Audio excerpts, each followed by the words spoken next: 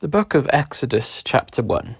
Now these are the names of the children of Israel, which came into Egypt. Every man and his household came with Jacob: Reuben, Simeon, Levi, and Judah; Issachar, Zebulun, and Benjamin; Dan and Naphtali, Gad and Asher.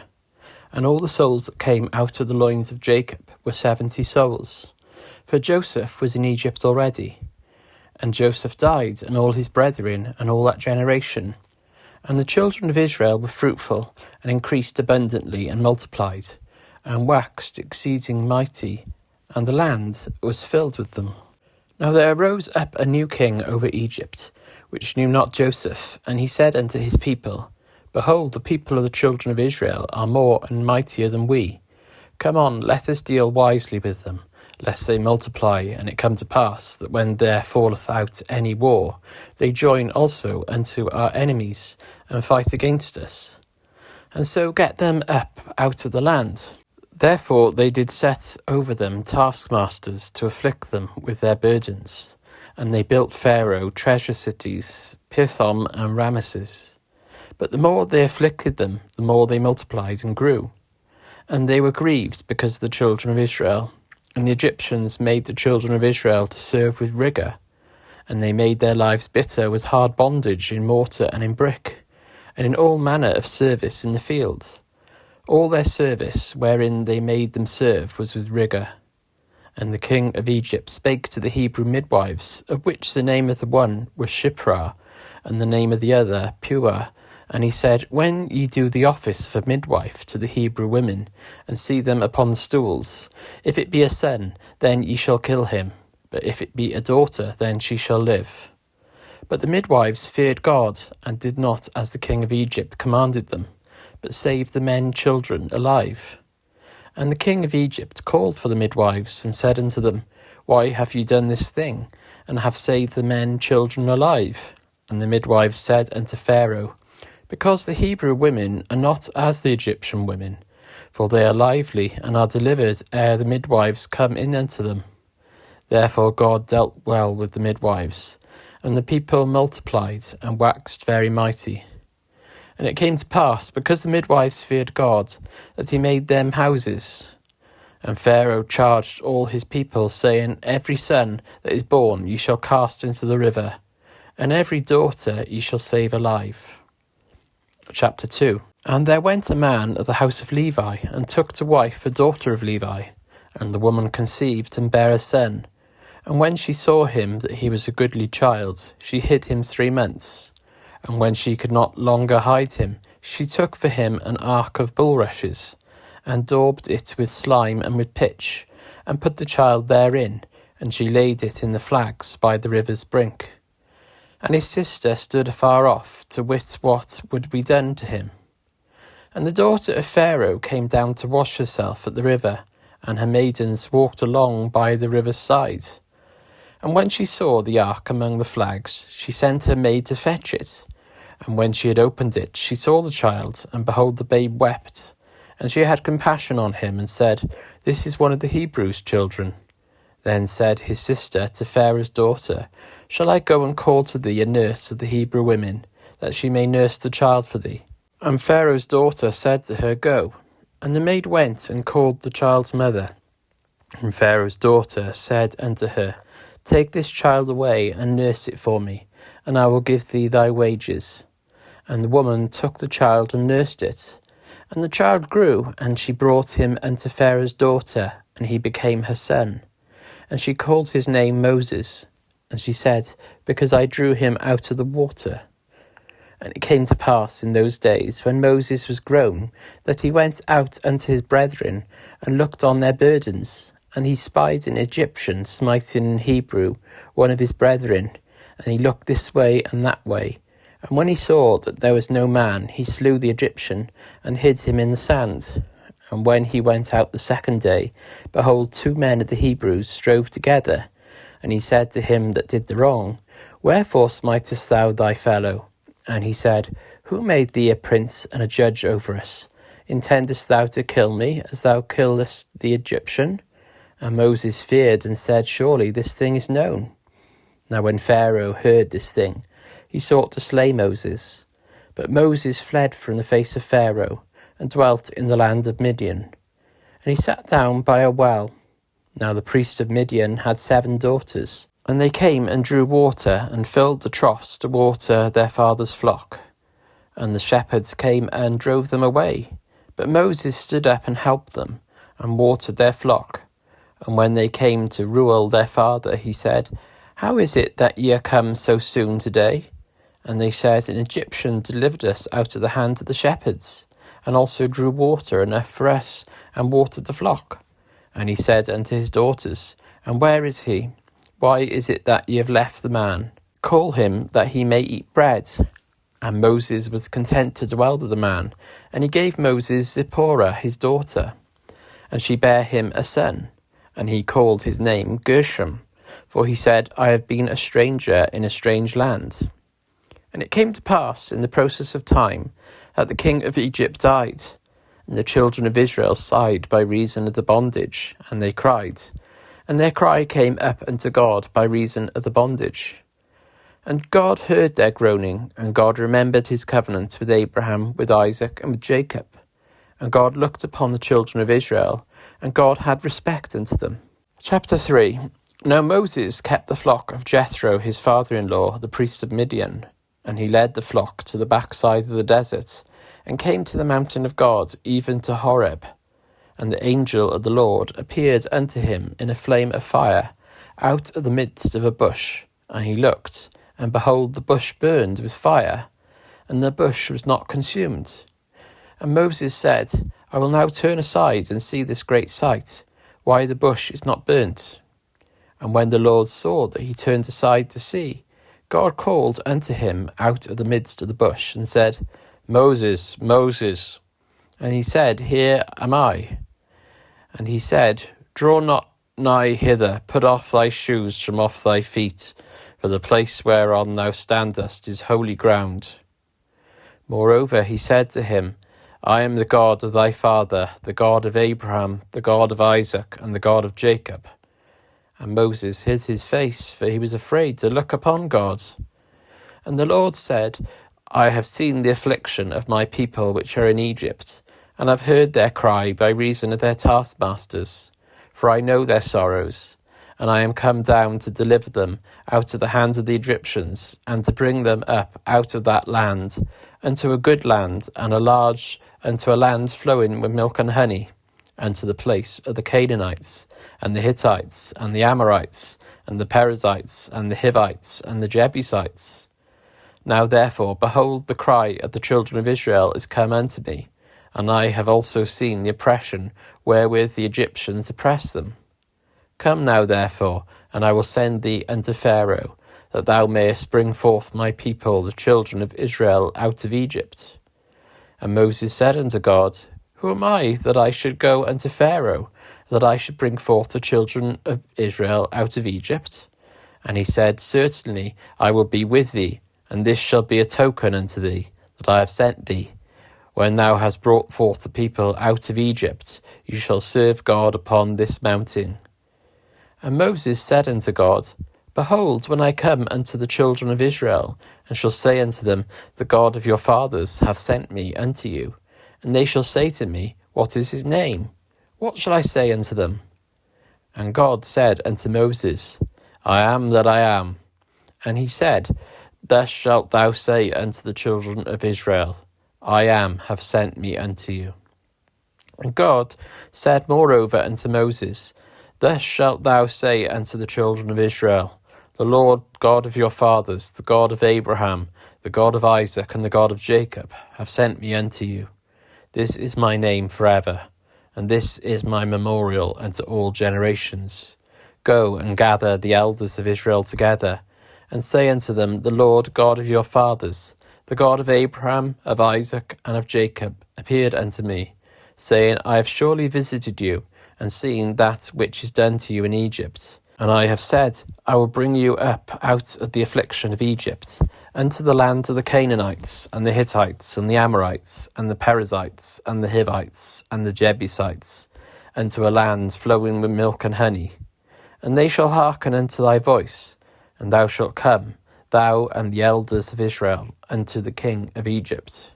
And ye shall say unto him, The Lord God of the Hebrews hath met with us, and now let us go, we beseech thee, 3 days' journey into the wilderness, that we may make sacrifice to the Lord our God. And I am sure that the king of Egypt will not let you go, no, not by a mighty hand. And I will stretch out my hand and smite Egypt with all my wonders which I will do in the midst thereof. And after that he will let you go. And I will give this people favour in the sight of the Egyptians. And it shall come to pass that when ye go, ye shall not go empty, but every woman shall borrow of her neighbour, and of her that sojourneth in her house, jewels of silver, and jewels of gold, and raiment, and ye shall put them upon your sons and upon your daughters, and ye shall spoil the Egyptians. Chapter 4. And Moses answered and said, But behold, they will not believe me, nor hearken unto my voice. For they will say, The Lord hath not appeared unto thee. And the Lord said unto him, What is that in thine hand? And he said, A rod. And he said, Cast it on the ground. And he cast it on the ground, and it became a serpent. And Moses fled from before it. And the Lord said unto Moses, Put forth thine hand, and take it by the tail. And he put forth his hand, and caught it, and it became a rod in his hand, that they may believe that the Lord God of their fathers, the God of Abraham, the God of Isaac, and the God of Jacob, have appeared unto thee. And the Lord said furthermore unto him, Put now thy hand into thy bosom. And he put his hand into his bosom. And when he took it out, behold, his hand was leprous as snow. And he said, Put thy hand into thy bosom again. And he put his hand into his bosom again, and plucked it out of his bosom. And behold, it was turned again as his other flesh. And it shall come to pass, if they will not believe thee, neither hearken to the voice of the first sign, they will believe the voice of the latter sign.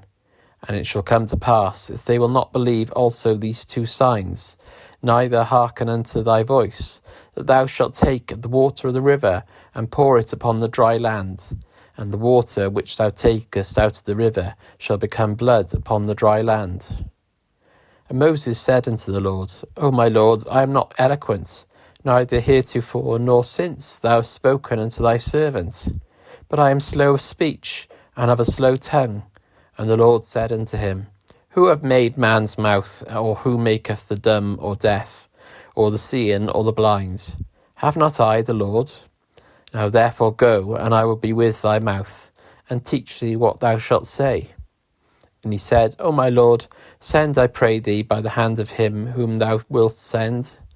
And the anger of the Lord was kindled against Moses, and he said, Is not Aaron the Levite thy brother? I know that he can speak well. And also, behold, he cometh forth to meet thee. And when he seeth thee, he will be glad in his heart. And thou shalt speak unto him, and put words in his mouth. And I will be with thy mouth, and with his mouth, and will teach you what ye shall do. And he shall be thy spokesman unto the people. And he shall be, even he shall be to thee instead of a mouth. And thou shalt be to him instead of God. And thou shalt take this rod in thine hand, wherewith thou shalt do signs. And Moses went and returned to Jethro, his father-in-law, and said unto him, Let me go, I pray thee, and return unto my brethren which are in Egypt, and see whether they be yet alive. And Jethro said to Moses, Go in peace. And the Lord said unto Moses in Midian, Go, return into Egypt, for all the men are dead which sought thy life. And Moses took his wife and his sons, and set them upon an ass, and he returned to the land of Egypt. And Moses took the rod of God in his hand. And the Lord said unto Moses, When thou goest to return into Egypt, see that thou do all those wonders before Pharaoh, which I have put in thy hand. But I will harden his heart, that he shall not let the people go. And thou shalt say unto Pharaoh, Thus saith the Lord, Israel is my son, even my firstborn. And I say unto thee, Let my son go, that he may serve me. And if thou refuse to let him go, behold, I will slay thy son, even thy firstborn. And it came to pass by the way in the inn that the Lord met him, and sought to kill him. Then Zipporah took a sharp stone and cut off the foreskin of her son and cast it at his feet and said, Surely a bloody husband art thou to me. So he let him go. Then she said, A bloody husband thou art because of the circumcision. And the Lord said to Aaron, Go into the wilderness to meet Moses. And he went and met him in the mount of God and kissed him. And Moses told Aaron all the words of the Lord, who had met him, and all the signs which he had commanded him. And Moses and Aaron went and gathered together all the elders of the children of Israel. And Aaron spoke all the words which the Lord had spoken unto Moses, and did the signs in the sight of the people. And the people believed, and when they heard that the Lord had visited the children of Israel, and that he had looked upon their affliction, then they bowed their heads and worshipped. Chapter 5.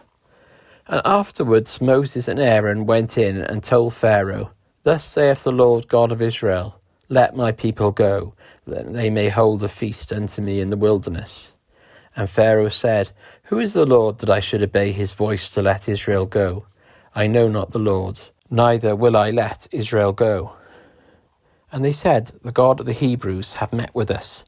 Let us go, we pray thee, 3 days' journey into the desert, and sacrifice unto the Lord our God, lest he fall upon us with pestilence, or with the sword. And the king of Egypt said unto them, Wherefore do ye, Moses and Aaron, let the people from their works? Get you unto your burdens. And Pharaoh said, Behold, the people of the land now are many, and ye make them rest from their burdens? And Pharaoh commanded the same day the taskmasters of the people, and their officers, saying, Ye shall no more give the people straw to make brick, as heretofore. Let them go and gather straw for themselves. And the tale of the bricks which thou did make heretofore, ye shall lay upon them. Ye shall not diminish aught thereof, for they be idle. Therefore they cry, saying, Let us go and sacrifice to our God. Let their more work be laid upon the men, that they may labour therein, and let them not regard vain words. And the taskmasters of the people went out, and their officers, and they spake to the people, saying, Thus saith Pharaoh, I will not give you straw. Go ye, get you straw, where ye can find it. Yet not aught of your work shall be diminished. So the people were scattered abroad throughout all the land of Egypt to gather stubble instead of straw. And the taskmasters hasted them, saying, Fulfill your works, your daily tasks, as when there was straw. And the officers of the children of Israel, which Pharaoh's taskmasters had set over them, were beaten, and demanded, Wherefore have ye not fulfilled your task in making brick both yesterday and today as heretofore? Then the officers of the children of Israel came and cried unto Pharaoh, saying, Wherefore dealest thou thus with thy servants? There is no straw given unto thy servants. And they say to us, Make brick, and behold, thy servants are beaten. But the fault is in thine own people. But he said, Ye are idle, ye are idle. Therefore ye say, Let us go and do sacrifice to the Lord. Go therefore now and work, for there shall no straw be given you, yet shall ye deliver the tale of bricks. And the officers of the children of Israel did see that they were in evil case, after it was said, Ye shall not minish aught from your bricks of your daily task. And they met Moses and Aaron, and stood in the way as they came forth from Pharaoh. And they said unto them, The Lord look upon you and judge, because ye have made our saviour to be abhorred in the eyes of Pharaoh, and in the eyes of his servants, to put a sword in their hand to slay us. And Moses returned unto the Lord, and said, Lord, wherefore hast thou so evil entreated this people? Why is it that thou hast sent me? For since I came to Pharaoh to speak in thy name, he hath done evil to this people. Neither hast thou delivered thy people at all. Chapter 6. Then the Lord said unto Moses, Now shalt thou see what I will do to Pharaoh, for with a strong hand shall he let them go, and with a strong hand shall he drive them out of his land. And God spake unto Moses, and said unto him, I am the Lord, and I appeared unto Abram, and to Isaac, and unto Jacob, by the name of God Almighty. But by my name Jehovah was I not made known to them. And I have also established my covenant with them, to give them the land of Canaan, the land of their pilgrimage, wherein they were strangers.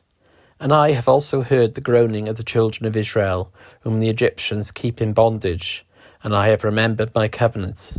Wherefore say unto the children of Israel, I am the Lord, and I will bring you out from under the burdens of the Egyptians, and I will rid you of their bondage, and I will redeem you with a stretched out arm, and with great judgments, and I will take you to me for a people, and I will be to you a God, and ye shall know that I am the Lord your God, which bringeth you out from under the burdens of the Egyptians.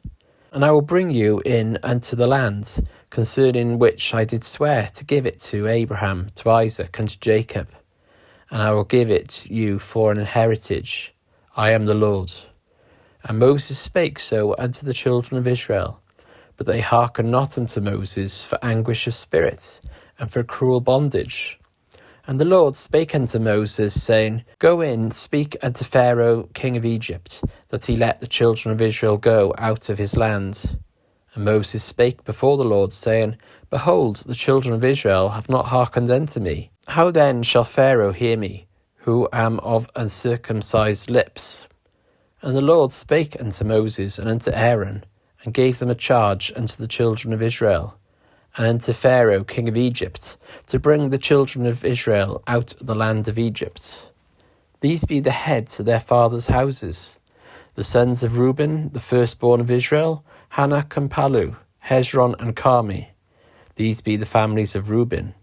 And the sons of Simeon, Jemuel and Jamin and Ohad and Jachin and Zohar, and Shaul, the son of a Canaanitish woman. These are the families of Simeon. And these are the names of the sons of Levi according to their generations, Gershon and Kohath and Merari. And the years of the life of Levi were 137 years. The sons of Gershon, Libni and Shimi, according to their families. And the sons of Kohath, Amram and Izhar and Hebron and Uzziel. And the years of the life of Kohath were 133 years. And the sons of Merari, Mahali and Mushi. These are the families of Levi according to their generations. And Amram took him Jochebed, his father's sister, to wife, and she bare him Aaron and Moses. And the years of the life of Amram were 137 years. And the sons of Izhar, Korah and Nepheg and Zikri. And the sons of Uzziel, Mishael and Elzaphan and Zithri. And Aaron took him Elisheba, daughter of Aminadab, sister of Nashon, to wife. And she bare him Nadab, Abihu, Eleazar and Ithamar. And the sons of Korah, Asiah and Elkanah, and Abisath. These are the families of the Korhites. And Eleazar, Aaron's son, took him one of the daughters of Putiel to wife, and she bare him Phinehas. These are the heads of the fathers, Levites, according to their families. These are that Aaron and Moses, to whom the Lord said, Bring out the children of Israel from the land of Egypt, according to their armies. These are they which spake to Pharaoh king of Egypt, to bring out the children of Israel from Egypt. These are that Moses and Aaron. And it came to pass on the day when the Lord spake unto Moses in the land of Egypt, that the Lord spake unto Moses, saying, I am the Lord, speak thou unto Pharaoh king of Egypt all that I say unto thee. And Moses said before the Lord, Behold, I am of uncircumcised lips, and how shall Pharaoh hearken unto me? Exodus 7. And the Lord said unto Moses, See, I have made thee a god to Pharaoh, and Aaron thy brother shall be thy prophet. Thou shalt speak all that I command thee, and Aaron thy brother shall speak unto Pharaoh, that he send the children of Israel out of his land. And I will harden Pharaoh's heart, and multiply my signs and my wonders in the land of Egypt. But Pharaoh shall not hearken unto you, that I may lay my hand upon Egypt, and bring forth mine armies, and my people the children of Israel out of the land of Egypt by great judgments.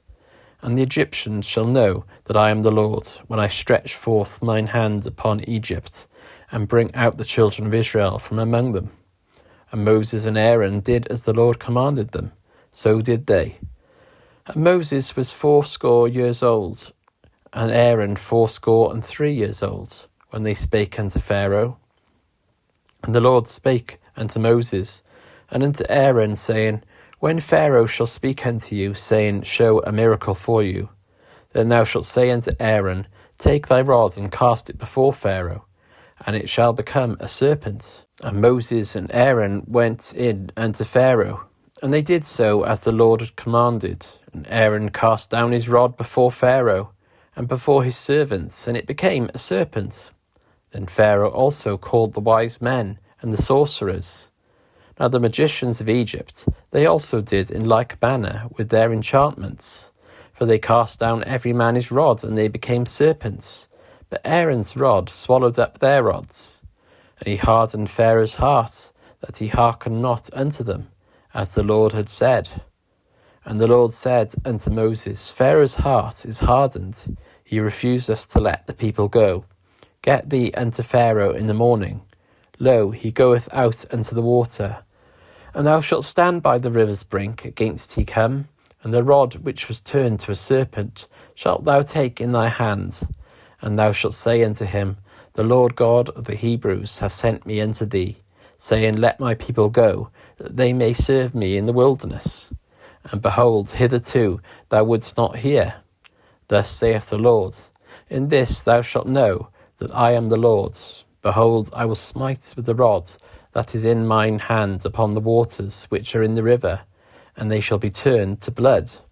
And the fish that is in the river shall die, and the river shall stink. And the Egyptians shall loathe to drink of the water of the river. And the Lord spake unto Moses, Say unto Aaron, Take thy rod, and stretch out thine hand upon the waters of Egypt, upon their streams, upon their rivers, and upon their ponds, and upon all their pools of water, that they may become blood, and that there may be blood throughout all the land of Egypt, both in vessels of wood and in vessels of stone.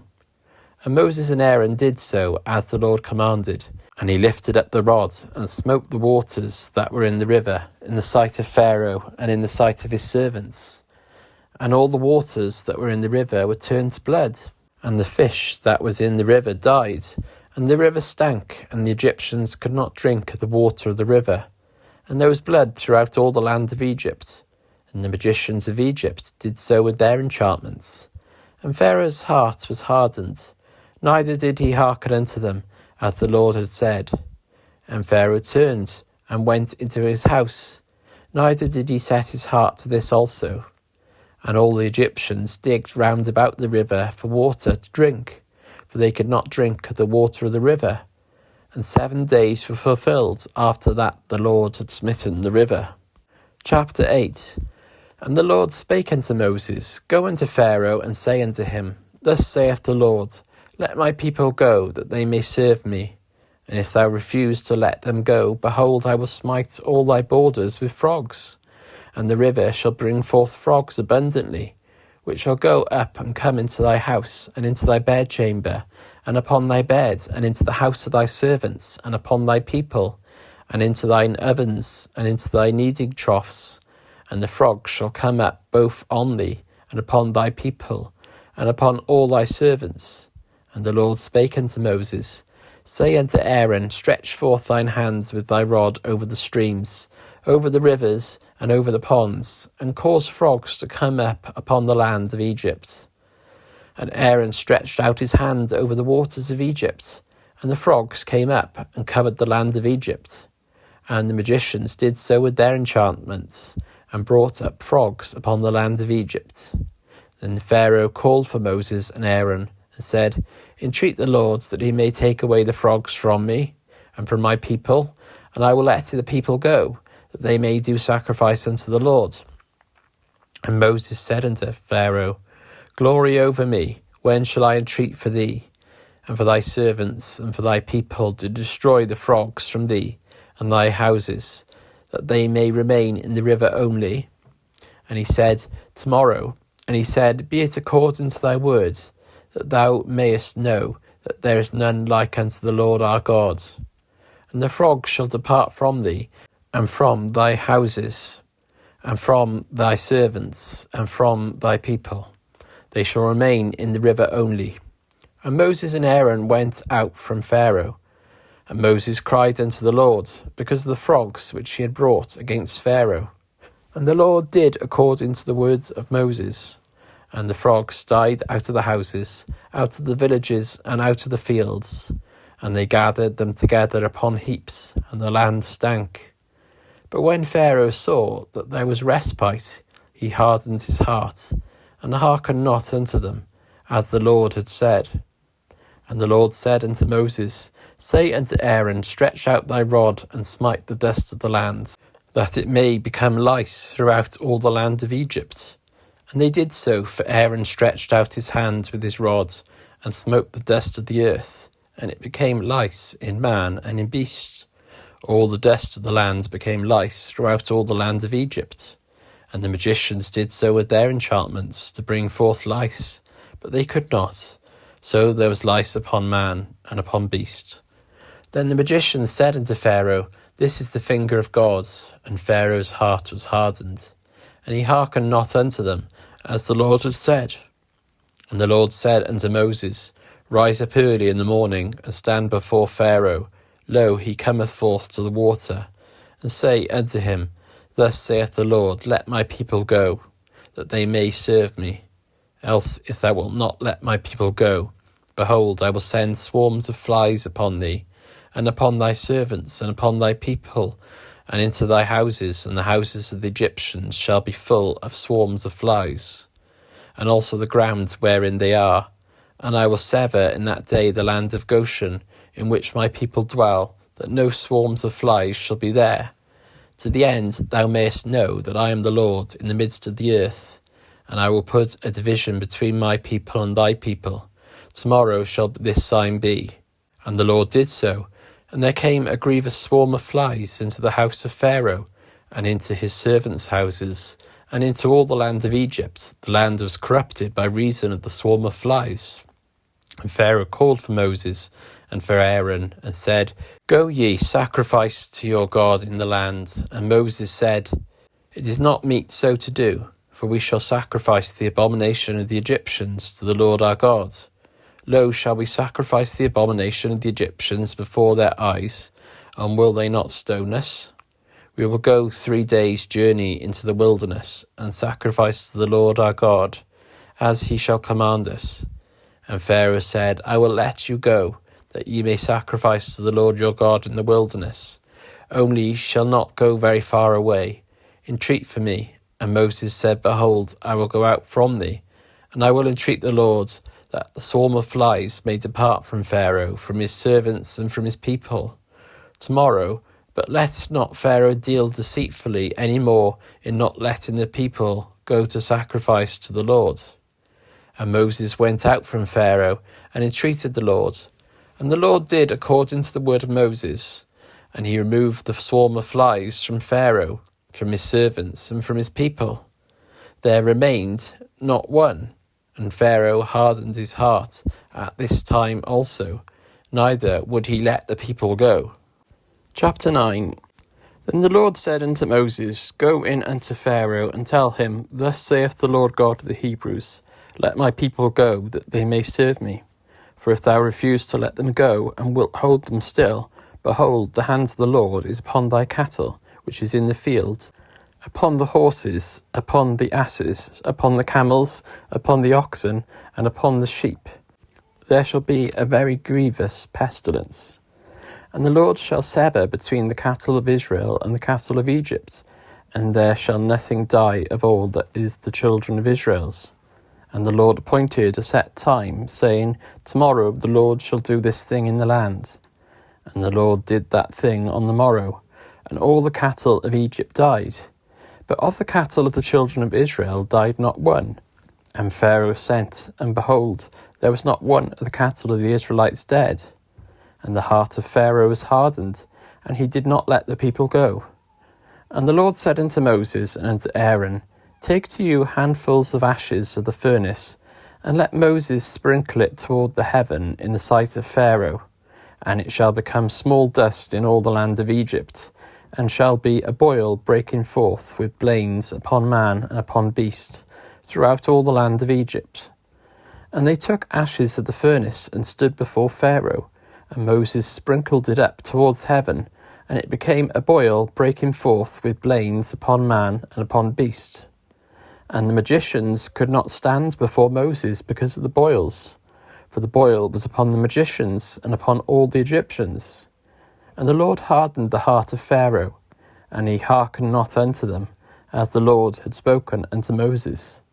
And the Lord said unto Moses, Rise up early in the morning, and stand before Pharaoh, and say unto him, Thus saith the Lord God of the Hebrews, Let my people go, that they may serve me. For I will at this time send all my plagues upon thine heart, and upon thy servants, and upon thy people, that thou mayest know that there is none like me in all the earth. For now I will stretch out my hand, that I may smite thee and thy people with pestilence, and thou shalt be cut off from the earth. And in very deed for this cause have I raised thee up, for to show in thee my power, and that my name may be declared throughout all the earth. As yet exaltest thou thyself against my people, that thou wilt not let them go. Behold, tomorrow about this time I will cause it to rain a very grievous hail, such have not been in Egypt since the foundation thereof even until now. Send therefore now, and gather thy cattle, and all that thou hast in the field, for upon every man and beast which shall be found in the field, and shall not be brought home, the hail shall come down upon them, and they shall die. He that feared the word of the Lord among the servants of Pharaoh made his servants and his cattle flee into the houses. And he that regarded not the word of the Lord left his servants and his cattle in the field. And the Lord said unto Moses, Stretch forth thine hand toward heaven, that there may be hail in all the land of Egypt, upon man and upon beast, and upon every herb of the field, throughout the land of Egypt. And Moses stretched forth his rod towards heaven, and the Lord sent thunder and hail, and the fire ran along upon the ground, and the Lord rained hail upon the land of Egypt. So there was hail, and fire mingled with the hail, very grievous, such as there was none like it in all the land of Egypt since it became a nation.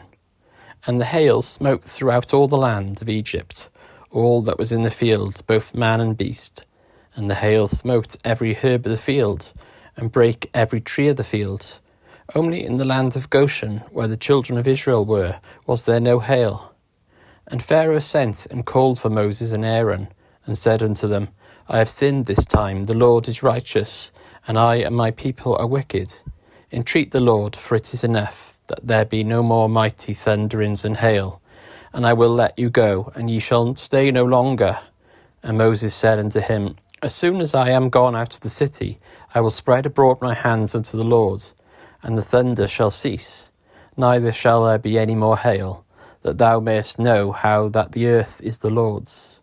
But as for thee and thy servants, I know that ye will not yet fear the Lord God. And the flax and the barley was smitten, and the flax was in bud, but the wheat and the rye were not smitten, for they were not grown up. And Moses went out of the city from Pharaoh, and spread abroad his hands unto the Lord. And the thunders and hail ceased, and the rain was not poured upon the earth.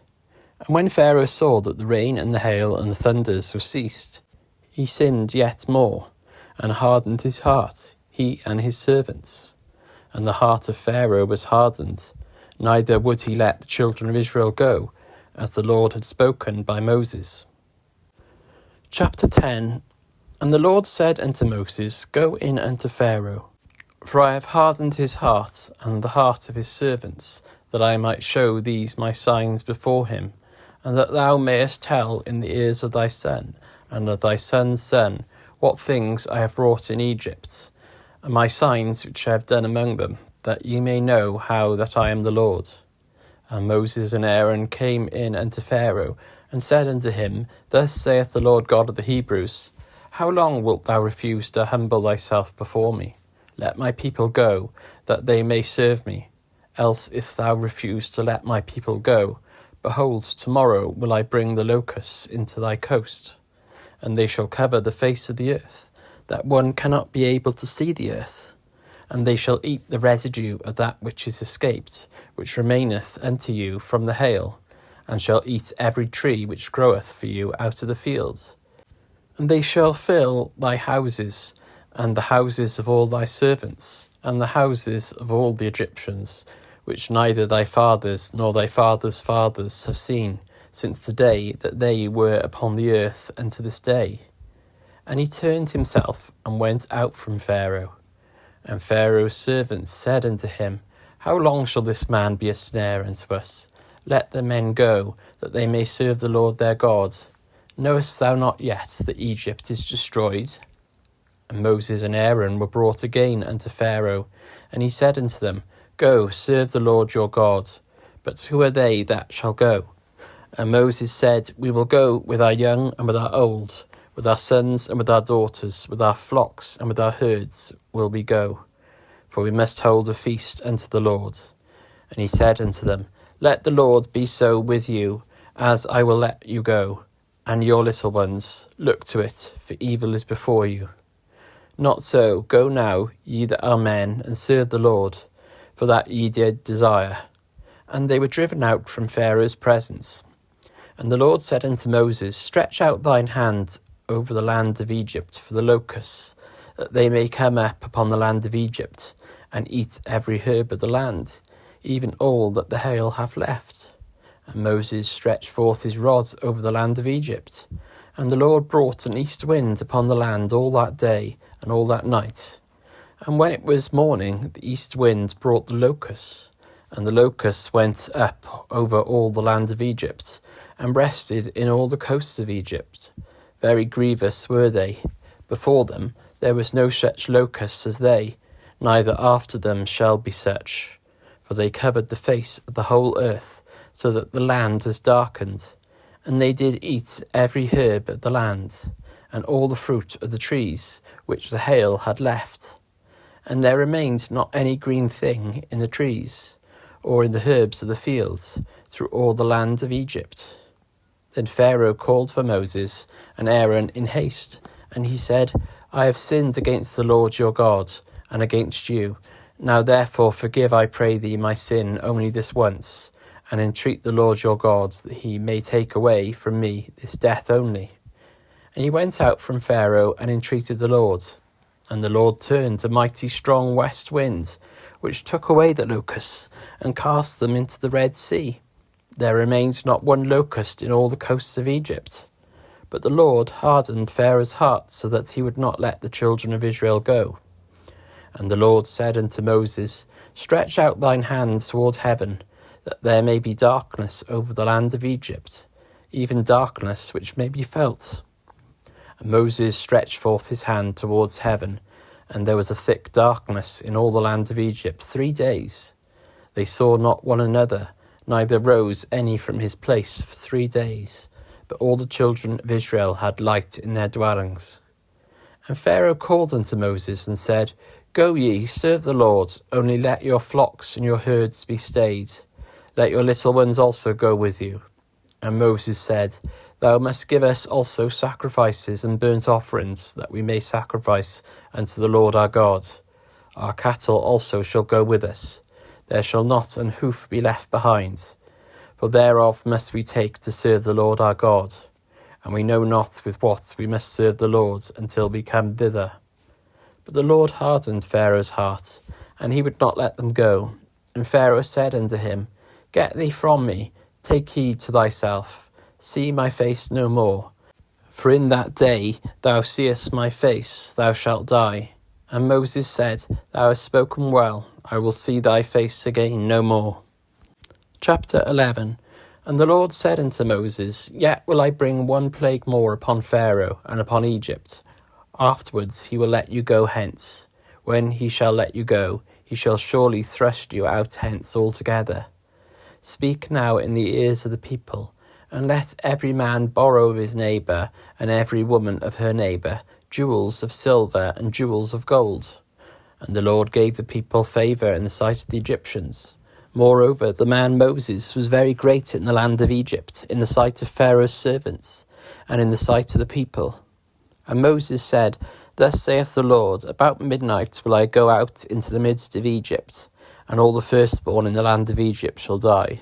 from the firstborn of Pharaoh that sitteth upon his throne, even unto the firstborn of the maidservant that is behind the mill, and all the firstborn of beasts. And there shall be a very great cry throughout all the land of Egypt, such as there was none like it, nor shall be like it any more. But against any of the children of Israel shall not a dog move his tongue, against man or beast, that ye may know how that the Lord doth put a difference between the Egyptians and Israel.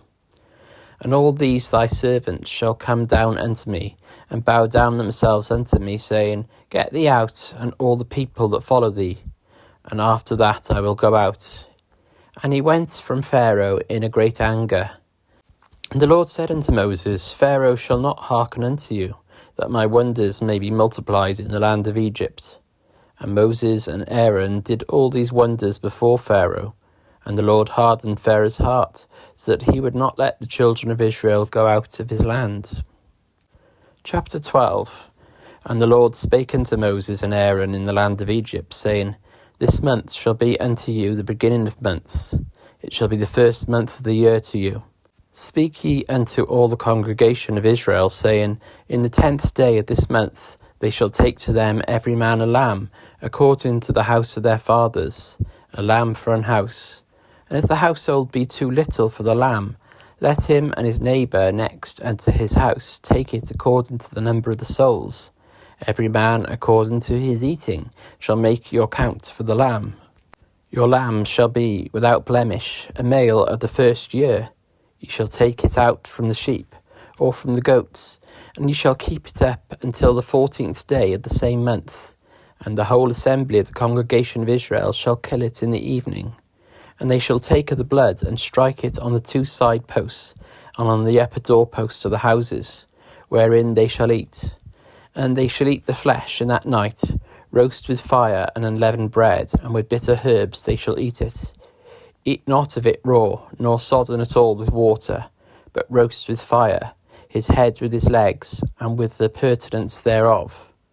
And ye shall let nothing of it remain until the morning, and that which remaineth of it until the morning ye shall burn with fire.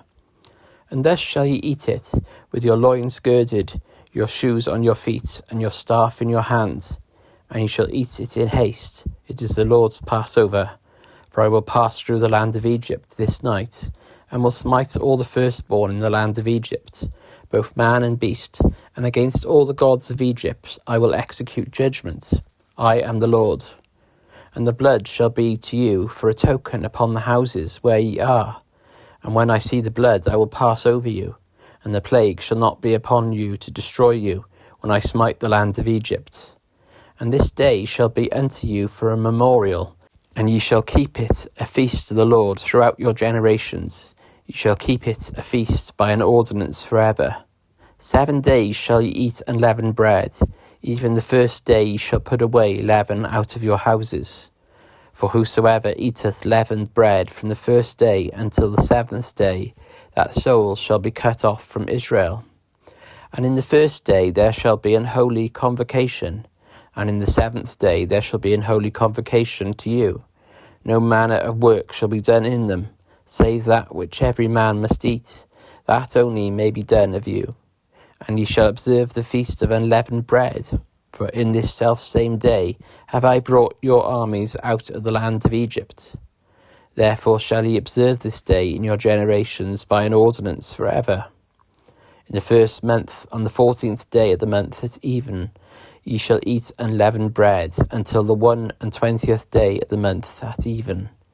7 days shall there be no leaven found in your houses.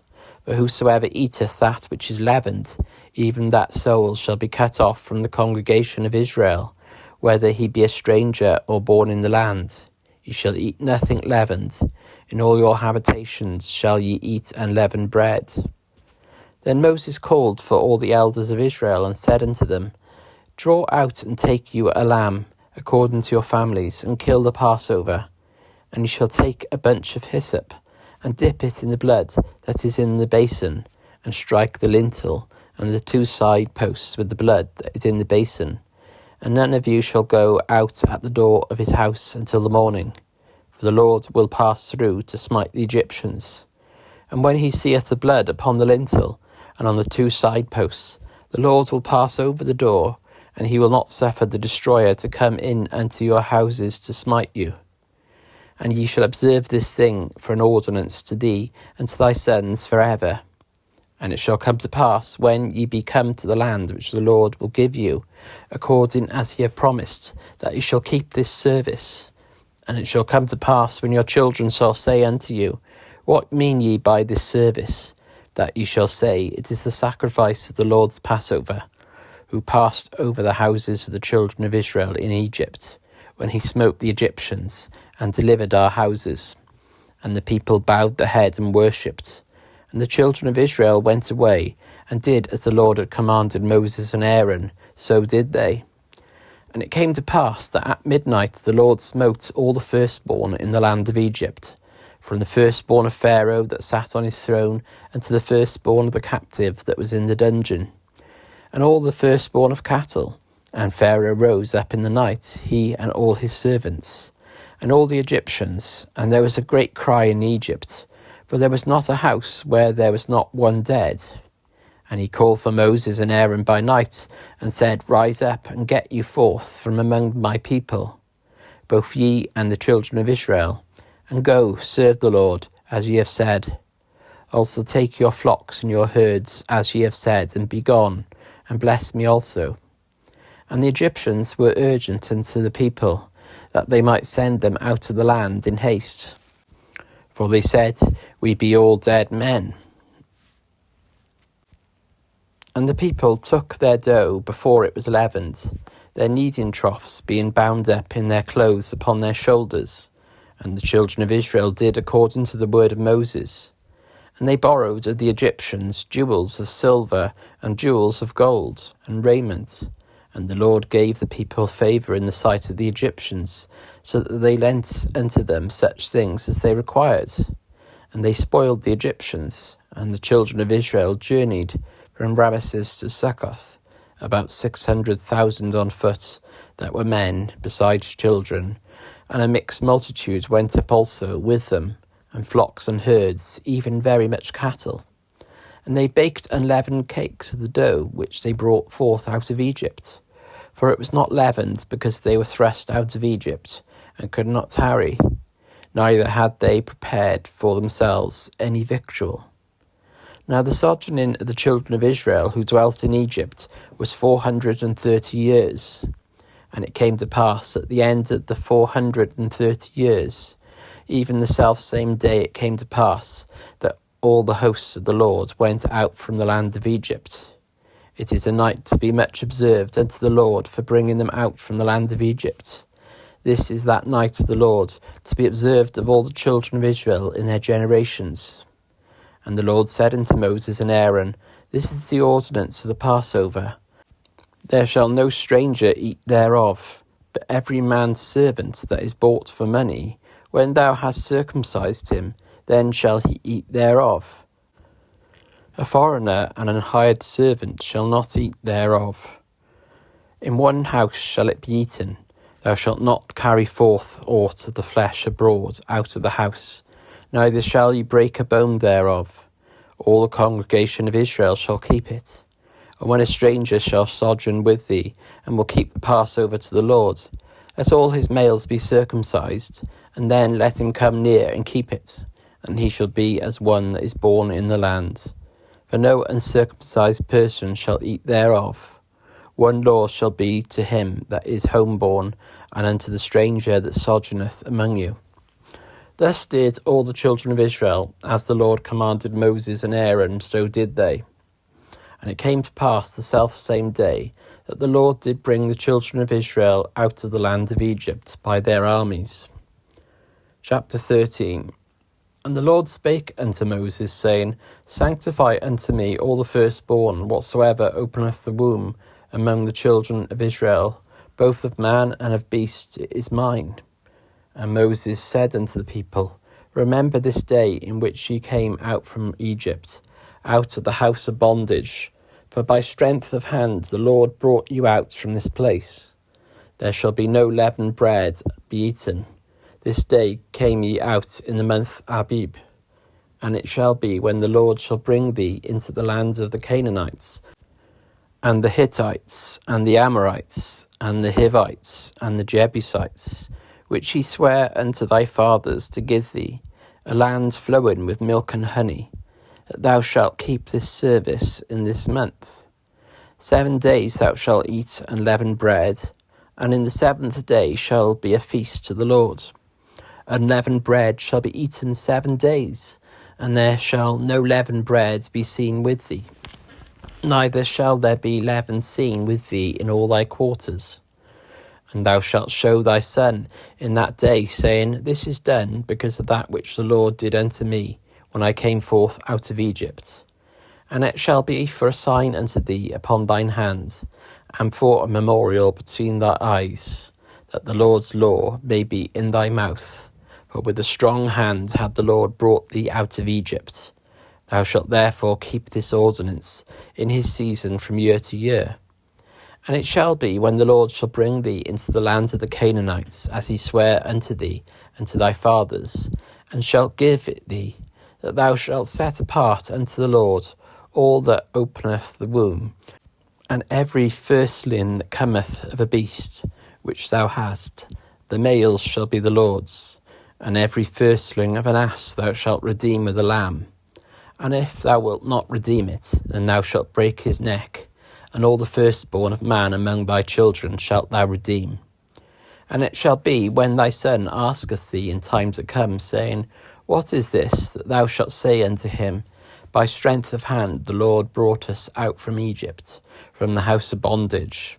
And it came to pass, when Pharaoh would hardly let us go, that the Lord slew all the firstborn in the land of Egypt, both the firstborn of men and the firstborn of beasts. Therefore I sacrifice to the Lord all that openeth the womb, being males, but all the firstborn of my children I redeem. And it shall be for a token upon thine hand, and for frontlets between thy eyes, for by strength of hand the Lord brought us forth out of Egypt. And it came to pass, when Pharaoh had let the people go, that God let them not through the way of the land of the Philistines, although that was near. For God said, Lest peradventure the people repent when they see war, and they return to Egypt. But God led the people about through the way of the wilderness of the Red Sea. And the children of Israel went up harnessed out of the land of Egypt. And Moses took the bones of Joseph with him, for he had straitly sworn the children of Israel, saying, God will surely visit you, and he shall carry up my bones away hence with you. And they took their journey from Succoth, and had encamped in Etham in the edge of the wilderness. And the Lord went before them by day in a pillar of cloud, to lead them the way, and by night in a pillar of fire, to give them light, to go by day and night. He took not away the pillar of cloud by day, nor the pillar of fire by night, from before the people. Chapter 14. And the Lord spake unto Moses, saying, Speak unto the children of Israel, that they turn and encamp before Pi-hahiroth, between Migdol and the sea, over against Baal-zephon. Before it shall ye encamp by the sea. For Pharaoh will say of the children of Israel, They are entangled in the land, the wilderness hath shut them in. And I will harden Pharaoh's heart, that he shall follow after them. And I will be honoured upon Pharaoh, and upon all his hosts, that the Egyptians may know that I am the Lord. And they did so, and it was told the king of Egypt that the people fled, and the heart of Pharaoh and of his servants was turned against the people. And they said, What have we done this, that we should have let Israel go from serving us? And he made ready his chariot, and took his people with him. And he took 600 chosen chariots, and all the chariots of Egypt, and captains over every one of them.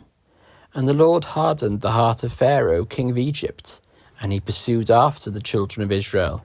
And the children of Israel went out with an high hand, but the Egyptians pursued after them.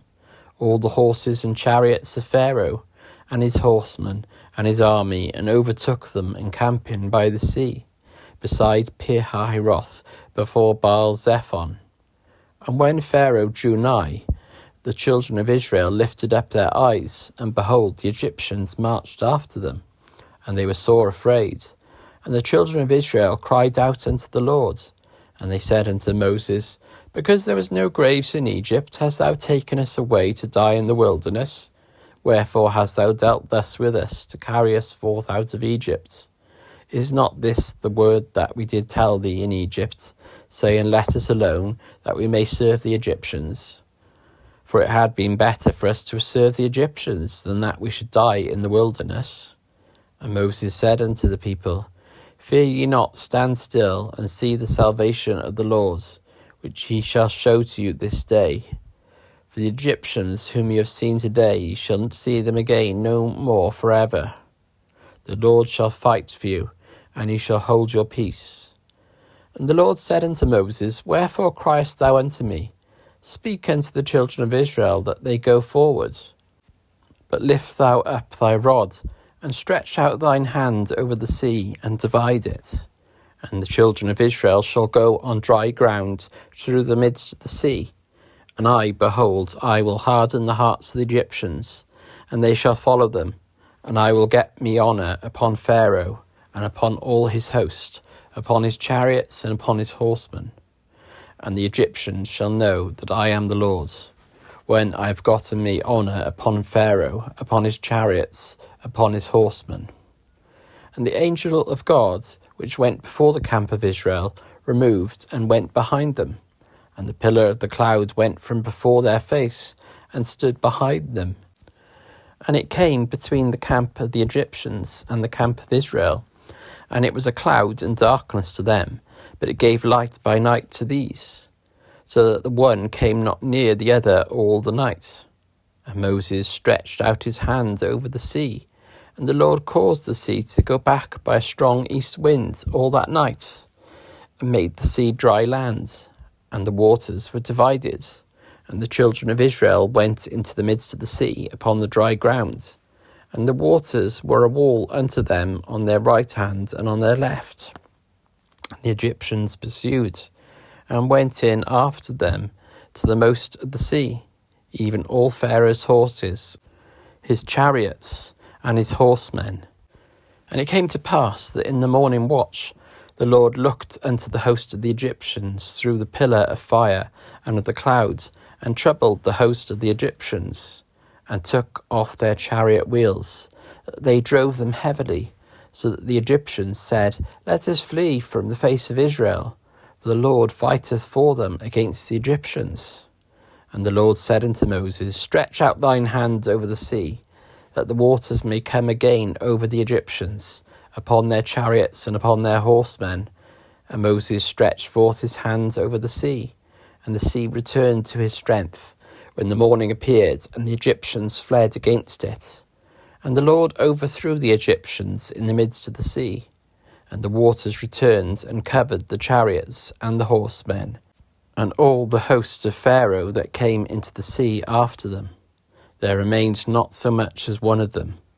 But the children of Israel walked upon dry land in the midst of the sea, and the waters were a wall unto them on their right hand and on their left. Thus the Lord saved Israel that day out of the hands of the Egyptians. And Israel saw the Egyptians dead upon the seashore, and Israel saw that great work which the Lord did upon the Egyptians. And the people feared the Lord, and believed the Lord and his servant Moses. Chapter 15. Then sang Moses and the children of Israel this song unto the Lord, and spake, saying, I will sing unto the Lord, for he hath triumphed gloriously. The horse and his rider have he thrown into the sea. The Lord is my strength and song, and he is become my salvation. He is my God, and I will prepare him an habitation. My father's God, and I will exalt him. The Lord is a man of war. The Lord is his name. Pharaoh's chariots and his host have he cast into the sea. His chosen captains also are drowned in the Red Sea. The depths have covered them. They sank into the bottom as a stone. Thy right hand, O Lord, is become glorious in power. Thy right hand, O Lord, have dashed in pieces the enemy, and in the greatness of thine excellency thou hast overthrown them that rose up against thee. Thou sentest forth thy wrath, which consumed them as stubble, and with the blast of thy nostrils the waters were gathered together. The flood stood upright as an heap, and the depths were congealed in the heart of the sea. The enemy said, I will pursue, I will overtake, I will divide the spoil. My lust shall be satisfied upon them, and I will draw my sword, and my hand shall destroy them.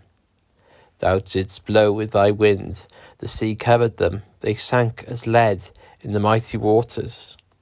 Who is like unto thee, O Lord, among the gods? Who is like thee, glorious in holiness, fearful in praises, doing wonders? Thou stretchest out thy right hand, the earth swallowed them. Thou in thy mercy hast led forth a people which thou hast redeemed. Thou hast guided them in thy strength unto thy holy habitation. The people shall hear and be afraid. Sorrow shall take hold on the inhabitants of Palestina. Then the dukes of Edom shall be amazed, and the mighty men of Moab. Trembling shall take hold upon them. All the inhabitants of Canaan shall melt away. Fear and dread shall fall upon them. By the greatness of thine arm they shall be as still as a stone, till thy people pass over, O Lord. Till the people pass over which thou hast purchased, thou shalt bring them in, and plant them in the mountain of thine inheritance, in the place, O Lord, which thou hast made for thee to dwell in the sanctuary, O Lord, which thy hands have established. The Lord shall reign for ever and ever. For the horse of Pharaoh went in with his chariots and with his horsemen to the sea, and the Lord brought again the waters of the sea upon them. But the children of Israel went on dry land in the midst of the sea. And Miriam the prophetess, the sister of Aaron, took a timbrel in her hand, and all the women went out after her with timbrels and with dances.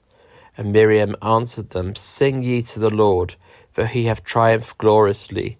The horse and his rider have he thrown into the sea. So Moses brought Israel from the Red Sea, and they went out into the wilderness of Shur. And they went 3 days in the wilderness, and found no water. And when they came to Marah, they could not drink of the waters of Marah, for they were bitter. Therefore the name of it was called Marah. And the people murmured against Moses, saying, What shall we drink? And he cried unto the Lord, and the Lord showed him a tree, which when he had cast into the waters were made sweet. There he made for them a statute and an ordinance, and there he proved them, and said, If thou wilt diligently hearken to the voice of the Lord thy God, and wilt do that which is right in his sight, and wilt give ear to his commandments, and keep all his statutes, I will put none of these diseases upon thee, which I have brought upon the Egyptians, for I am the Lord that healeth thee. And they came to Elim, where were 12 wells of water, and 70 palm trees, and they encamped there by the waters. Chapter 16. And they took their journey from Elim, and all the congregation of the children of Israel came unto the wilderness of Sin, which is between Elim and Sinai, on the 15th day of the 2nd month after their departure out of the land of Egypt. And the whole congregation of the children of Israel murmured against Moses and Aaron in the wilderness. And the children of Israel said unto them, Would to God we had died by the hand of the Lord in the land of Egypt, when we sat by the flesh pots, and when we did eat bread to the full. For ye have brought us forth into this wilderness to kill this whole assembly with hunger. Then said the Lord unto Moses, Behold, I will rain bread from heaven for you, and the people shall go out and gather a certain rate every day, that I may prove them whether they will walk in my law or no. And it shall come to pass that on the 6th day they shall prepare that which they bring in, and it shall be twice as much as they gather daily. And Moses and Aaron said unto all the children of Israel, At even then ye shall know that the Lord hath brought you out from the land of Egypt. And in the morning then ye shall see the glory of the Lord, for that he heareth your murmurings against the Lord, And what are we that ye murmur against us? And Moses said, This shall be, when the Lord shall give you in the evening flesh to eat, and in the morning bread to the full. For that the Lord heareth your murmurings, which ye murmur against him. And what are we? Your murmurings are not against us, but against the Lord. And Moses spake unto Aaron, saying to all the congregation of the children of Israel, Come near before the Lord, for he hath heard your murmurings. And it came to pass, as Aaron spake unto the whole congregation of the children of Israel, that they looked towards the wilderness, and behold, the glory of the Lord appeared in the cloud. And the Lord spake unto Moses, saying, I have heard the murmurings of the children of Israel. Speak unto them, saying, At even ye shall eat flesh, and in the morning ye shall be filled with bread, and ye shall know that I am the Lord your God. And it came to pass that at even the quails came up and covered the camp, and in the morning the dew lay round about the host. And when the dew that lay was gone up, behold, upon the face of the wilderness there lay a small round thing, as small as the hoar frost on the ground. And when the children of Israel saw it, they said one to another, It is manna, for they wist not what it was. And Moses said unto them, This is the bread which the Lord hath given you to eat. This is the thing which the Lord hath commanded. Gather of it every man according to his eating, an omer for every man, according to the number of your persons. Take ye every man for them which are in his tents. And the children of Israel did so, and gathered some more, some less. And when they did meet it with an omer, he that gathered much had nothing over, and he that gathered little had no lack. They gathered every man according to his eating. And Moses said, Let no man leave of it till the morning. Notwithstanding, they hearkened not unto Moses, but some of them left of it until the morning. And it bred worms and stank. And Moses was wroth with them.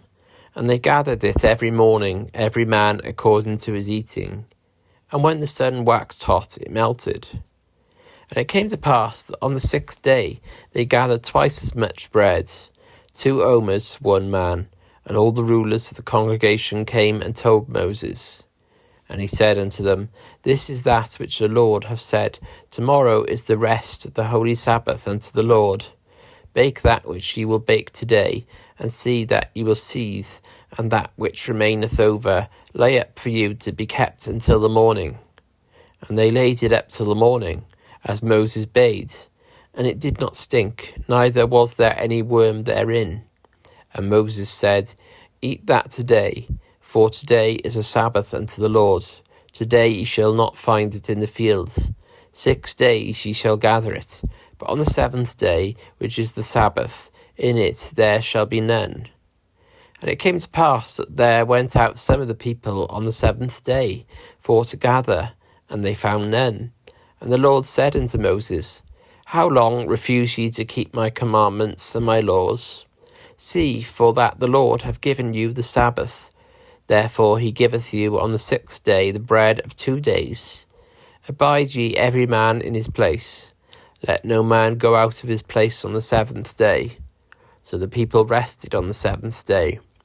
And the house of Israel called the name thereof manna, and it was like coriander seed, white, and the taste of it was like wafers made with honey. And Moses said, This is the thing which the Lord commanded. Fill an omer of it to be kept for your generations, that they may see the bread wherewith I have fed you in the wilderness, when I brought you forth from the land of Egypt. And Moses said unto Aaron, Take a pot, and put an omer full of manna therein, and lay it up before the Lord, to be kept for your generations. As the Lord commanded Moses, so Aaron laid it up before the testimony, to be kept. And the children of Israel did eat manna 40 years, until they came to a land inhabited. They did eat manna until they came unto the borders of the land of Canaan. Now an omer is the 10th part of an ephah. Chapter 17. And all the congregation of the children of Israel journeyed from the wilderness of Sin, after their journeys according to the commandment of the Lord, and pitched in Rephidim, and there was no water for the people to drink. Wherefore the people did chide with Moses, and said, Give us water, that we may drink. And Moses said unto them, Why chide ye with me? Wherefore do ye tempt the Lord? And the people thirsted there for water. And the people murmured against Moses, and said, Wherefore is this that thou hast brought us up out of Egypt to kill us, and our children, and our cattle with thirst? And Moses cried unto the Lord, saying, What shall I do unto this people? They be almost ready to stone me. And the Lord said unto Moses, Go on before the people, and take with thee the elders of Israel, and thy rod wherewith thou smotest the river, take in thine hand, and go. Behold, I will stand before thee there upon the rock in Horeb, and thou shalt smite the rock, and there shall come water out of it, that the people may drink.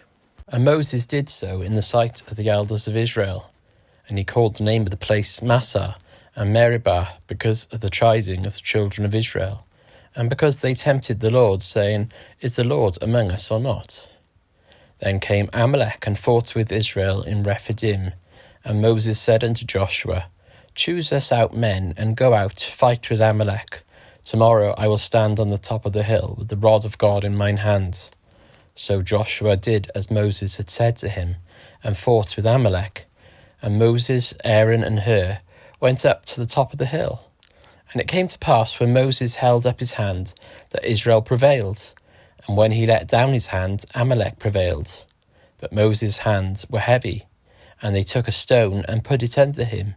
And he sat thereon, and Aaron and Hur stayed up his hands, the one on one side, and the other on the other side. And his hands were steady until the going down of the sun. And Joshua discomfited Amalek and his people with the edge of the sword. And the Lord said unto Moses, Write this for a memorial in a book, and rehearse it in the ears of Joshua. For I will utterly put out the remembrance of Amalek from under heaven. And Moses built an altar, and called the name of it Jehovah Nissi. For he said, Because the Lord hath sworn that the Lord will have war with Amalek from generation to generation. Chapter 18. When Jethro, the priest of Midian, Moses' father-in-law, heard of all that God had done for Moses and for Israel his people, and that the Lord had brought Israel out of Egypt, then Jethro, Moses' father-in-law, took Zipporah, Moses' wife, after he had sent her back, and her 2 sons, of which the name of the one was Gershom, for he said, I have been an alien in a strange land. And the name of the other was Eleazar. For the God of my father, said he, was mine help, and delivered me from the sword of Pharaoh.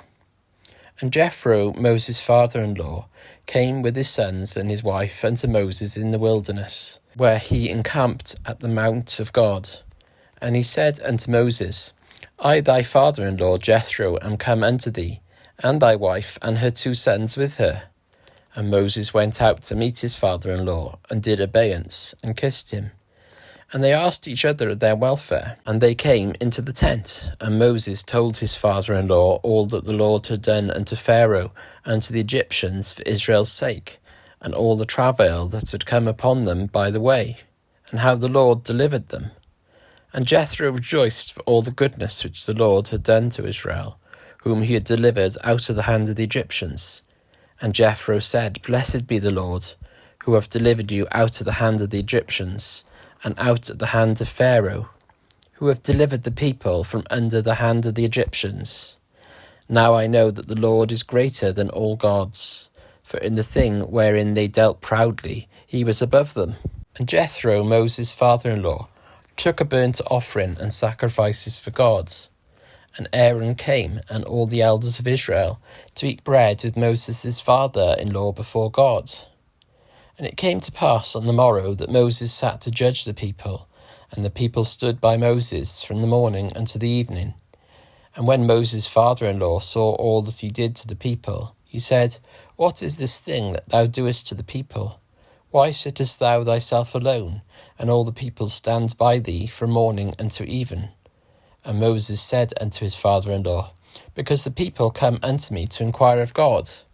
When they have a matter, they come unto me, and I judge between one and another, and I do make them know the statutes of God and his laws. And Moses' father-in-law said unto him, The thing that thou doest is not good. Thou wilt surely wear away, both thou and this people that is with thee. For this thing is too heavy for thee. Thou art not able to perform it thyself alone. Hearken now unto my voice, I will give thee counsel, and God shall be with thee. Be thou for the people to Godward, that thou mayest bring the causes unto God. And thou shalt teach them ordinances and laws, and shalt show them the way wherein they must walk, and the work that they must do. Moreover, thou shalt provide out of all the people able men such as fear God, men of truth, hating covetousness, and place such over them to be rulers of thousands and rulers of hundreds, rulers of 50s and rulers of 10s, and let them judge the people at all seasons. And it shall be that every great matter they shall bring unto thee, but every small matter they shall judge. So shall it be easier for thyself, and they shall bear the burden with thee. If thou shalt do this thing, and God command thee so, then thou shalt be able to endure, and all this people shall also go to their place in peace. So Moses hearkened to the voice of his father-in-law, and did all that he had said. And Moses chose able men out of all Israel, and made them heads over the people, rulers of thousands, rulers of hundreds, rulers of 50s, and rulers of 10s. And they judged the people at all seasons. The hard causes they brought unto Moses, but every small matter they judged themselves. And Moses let his father-in-law depart, and he went his way into his own land. Chapter 19. In the 3rd month, when the children of Israel were gone forth out of the land of Egypt, the same day came they into the wilderness of Sinai. For they were departed from Rephidim, and were come to the desert of Sinai, and had pitched in the wilderness, and there Israel camped before the mount. And Moses went up unto God, and the Lord called unto him out of the mountain, saying, Thus shalt thou say to the house of Jacob, and tell the children of Israel, Ye have seen what I did unto the Egyptians, and how I bare you on eagle's wings, and brought you unto myself. Now therefore, if ye will obey my voice indeed, and keep my covenant, then shall ye be a peculiar treasure unto me above all people. For all the earth is mine, and ye shall be unto me a kingdom of priests, and an holy nation. These are the words which thou shalt speak unto the children of Israel. And Moses came and called for the elders of the people, and laid before their faces all these words which the Lord commanded him. And all the people answered together, and said, All that the Lord has spoken we will do. And Moses returned the words of the people unto the Lord. And the Lord said unto Moses, Lo, I come unto thee in a thick cloud, that the people may hear when I speak with thee, and believe thee forever. And Moses told the words of the people unto the Lord. And the Lord said unto Moses, Go unto the people, and sanctify them today and tomorrow, and let them wash their clothes, and be ready against the 3rd day. For the 3rd day the laws will come down in the sight of all the people upon Mount Sinai. And thou shalt set bounds unto the people round about, saying, Take heed to yourselves, that ye go not up into the mount, or touch the border of it. Whosoever toucheth the mount shall be surely put to death. There shall not an hand touch it, but he shall surely be stoned, or shot through, whether it be beast or man, it shall not live. When the trumpet soundeth long, they shall come up to the mount. And Moses went down from the mount unto the people, and sanctified the people, and they washed their clothes. And he said unto the people, Be ready against the 3rd day. Come not at your wives. And it came to pass in the 3rd day in the morning, that there were thunders and lightnings, and a thick cloud upon the mount, and the voice of the trumpet exceeding loud, so that all the people that was in the camp trembled. And Moses brought forth the people out of the camp to meet with God, and they stood at the nether part of the mount. And Mount Sinai was altogether on a smoke, because the Lord descended upon it in fire. And the smoke thereof ascended as the smoke of a furnace, and the whole mount quaked greatly. And when the voice of the trumpet sounded long, and waxed louder and louder, Moses spake, And God answered him by a voice. And the Lord came down upon Mount Sinai, on the top of the mount. And the Lord called Moses up to the top of the mount. And Moses went up. And the Lord said unto Moses, Go down, charge the people, lest they break through unto the Lord to gaze, and many of them perish. And let the priests also which come near to the Lord sanctify themselves, lest the Lord break forth upon them. And Moses said unto the Lord, The people cannot come up to Mount Sinai, for thou chargest us, saying, Set bounds about the mount, and sanctify it. And the Lord said unto him, Away, get thee down, and thou shalt come up, thou and Aaron with thee. But let not the priests and the people break through to come up unto the Lord, lest he break forth upon them. So Moses went down unto the people, and spake unto them. Chapter 20. And God spake all these words, saying, I am the Lord thy God, which have brought thee out of the land of Egypt, out of the house of bondage. Thou shalt have no other gods before me. Thou shalt not make unto thee any graven image, or any likeness of any thing that is in heaven above, or that is in the earth beneath, or that is in the water under the earth. Thou shalt not bow down thyself to them, nor serve them.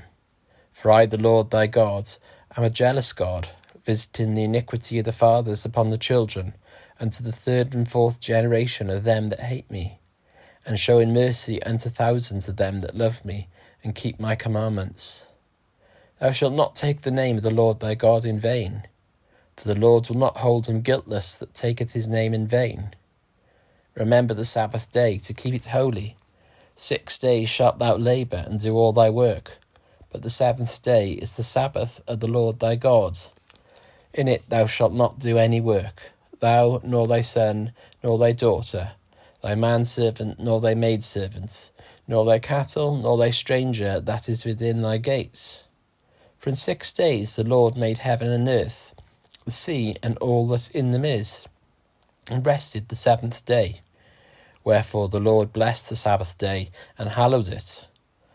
Honour thy father and thy mother, that thy days may be long upon the land which the Lord thy God giveth thee. Thou shalt not kill. Thou shalt not commit adultery. Thou shalt not steal. Thou shalt not bear false witness against thy neighbour. Thou shalt not covet thy neighbour's house. Thou shalt not covet thy neighbour's wife, nor his manservant, nor his maidservant, nor his ox, nor his ass, nor anything that is thy neighbour's. And all the people saw the thunderings and the lightnings, and the noise of the trumpets, and the mountain smoking. And when the people saw it, they removed, and stood afar off. And they said unto Moses, Speak thou with us, and we will hear, but let not God speak with us, lest we die. And Moses said unto the people, Fear not, for God is come to prove you, and that his fear may be before your faces, that ye sin not. And the people stood afar off, and Moses drew near unto the thick darkness where God was. And the Lord said unto Moses, Thus thou shalt say unto the children of Israel, Ye have seen that I have talked with you from heaven. You shall not make with me gods of silver, neither shall you make unto you gods of gold. An altar of earth thou shalt make unto me, and shalt sacrifice thereon thy burnt offerings, and thy peace offerings, thy sheep and thine oxen. In all places where I record my name, I will come unto thee, and I will bless thee. And if thou wilt make me an altar of stone, thou shalt not build it of hewn stone. For if thou lift up thy tool upon it, thou hast polluted it. Neither shalt thou go up by steps unto mine altar, that thy nakedness be not discovered thereon. Chapter 21. Now these are the judgments which thou shalt set before them. If thou buy an Hebrew servant, 6 years he shall serve, and in the 7th he shall go out free for nothing. If he came in by himself, he shall go out by himself. If he were married, then his wife shall go out with him. If his master have given him a wife, and she have borne him sons or daughters, the wife and her children shall be her master's, and he shall go out by himself. And if the servant shall plainly say, I love my master, my wife, and my children, I will not go out free, Then his master shall bring him unto the judges. He shall also bring him to the door, or unto the doorpost, and his master shall bore his ear through with an awl, and he shall serve him for ever. And if a man sell his daughter to be a maidservant, she shall not go out as the men servants do. If she please not her master, who have betrothed her to himself, then shall he let her be redeemed. To sell her unto a strange nation, he shall have no power, seeing he have dealt deceitfully with her. And if he have betrothed her unto his son, he shall deal with her after the manner of daughters. If he take him another wife, her food, her raiment, and her duty of marriage shall he not diminish. And if he do not these three unto her, then shall she go out free, without money. He that smiteth a man, so that he die, shall be surely put to death. And if a man lie not in wait, but God deliver him into his hand, then I will appoint thee a place whither he shall flee. But if a man come presumptuously upon his neighbour to slay him with guile, thou shalt take him from mine altar, that he may die. And he that smiteth his father or his mother shall be surely put to death. And he that stealeth a man, and selleth him, or if he be found in his hand, he shall surely be put to death. And he that curseth his father or his mother shall surely be put to death. And if men strive together, and one smite another with a stone, or with his fist, and he die not, but keepeth his bed, if he rise again, and walk abroad upon his staff, then shall he that smote him be quit, only he shall pay for the loss of his time, and shall cause him to be thoroughly healed. And if a man smite his servant, or his maid with a rod, and he die under his hand, he shall be surely punished. Notwithstanding, if he continue a day or two, he shall not be punished, for he is his money. If men strive and hurt a woman with child, so that her fruit depart from her, and yet no mischief follow, he shall be surely punished according as the woman's husband will lay upon him, and he shall pay as the judges determine. And if any mischief follow, then thou shalt give life for life, eye for eye, tooth for tooth, hand for hand, foot for foot, burning for burning, wound for wound, stripe for stripe. And if a man smite the eye of his servant, or the eye of his maid, that it perish, he shall let him go free for his eye's sake.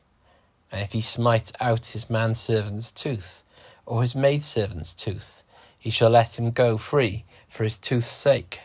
If an ox gore a man or a woman, that they die, then the ox shall surely be stoned, and his flesh shall not be eaten. But the owner of the ox shall be quit. But if the ox were wont to push with his horn in times past, and it have been testified to his owner, and he have not kept him in, but that he have killed a man or a woman, the ox shall be stoned, and his owner also shall be put to death. If there be laid on him a sum of money, then he shall give for the ransom of his life whatsoever is laid upon him. Whether he have gored a son, or have gored a daughter, according to this judgment shall it be done unto him. If the ox shall push a manservant or a maidservant, he shall give unto their master 30 shekels of silver, and the ox shall be stoned. And if a man shall open a pit, or if a man shall dig a pit, and not cover it, and an ox or an ass fall therein, the owner of the pit shall make it good, and give money unto the owner of them, and the dead beast shall be his. And if one man's ox hurt another's, that he die, then they shall sell the live ox, and divide the money of it, and the dead ox also they shall divide. Or if it be known that the ox have used to push in times past, and his owner have not kept him in, he shall surely pay ox for ox, and the dead shall be his own. Chapter 22. If a man shall steal an ox, or a sheep, and kill it, or sell it, he shall restore 5 oxen for an ox, and 4 sheep for a sheep. If a thief be found breaking up, and be smitten that he die, there shall no blood be shed for him. If the sun be risen upon him, there shall be blood shed for him. For he should make full restitution. If he have nothing, then he shall be sold for his theft. if the theft be certainly found in his hand alive, whether it be an ox or an ass or sheep, he shall restore double.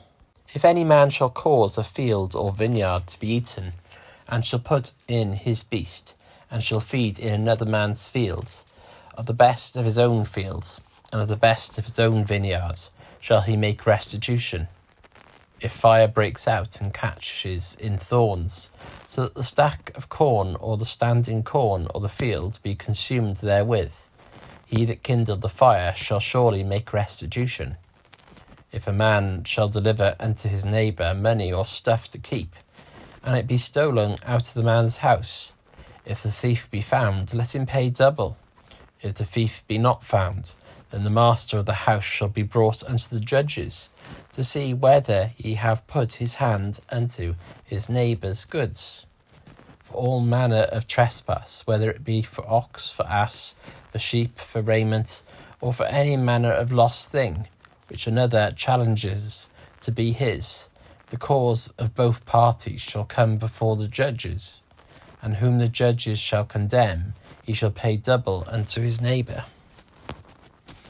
If a man deliver unto his neighbour an ass or an ox, or a sheep, or any beast to keep, and it die, or be hurt, or driven away, no man seeing it, then shall an oath of the Lord be between them both, that he have not put his hand unto his neighbour's goods.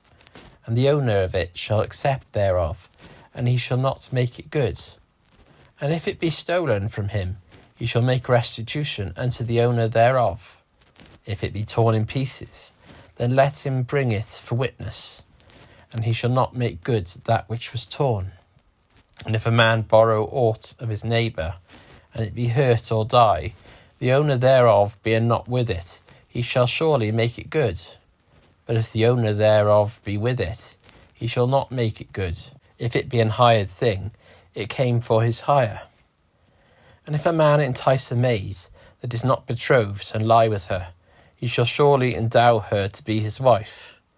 If her father utterly refuse to give her unto him, he shall pay money according to the dowry of virgins.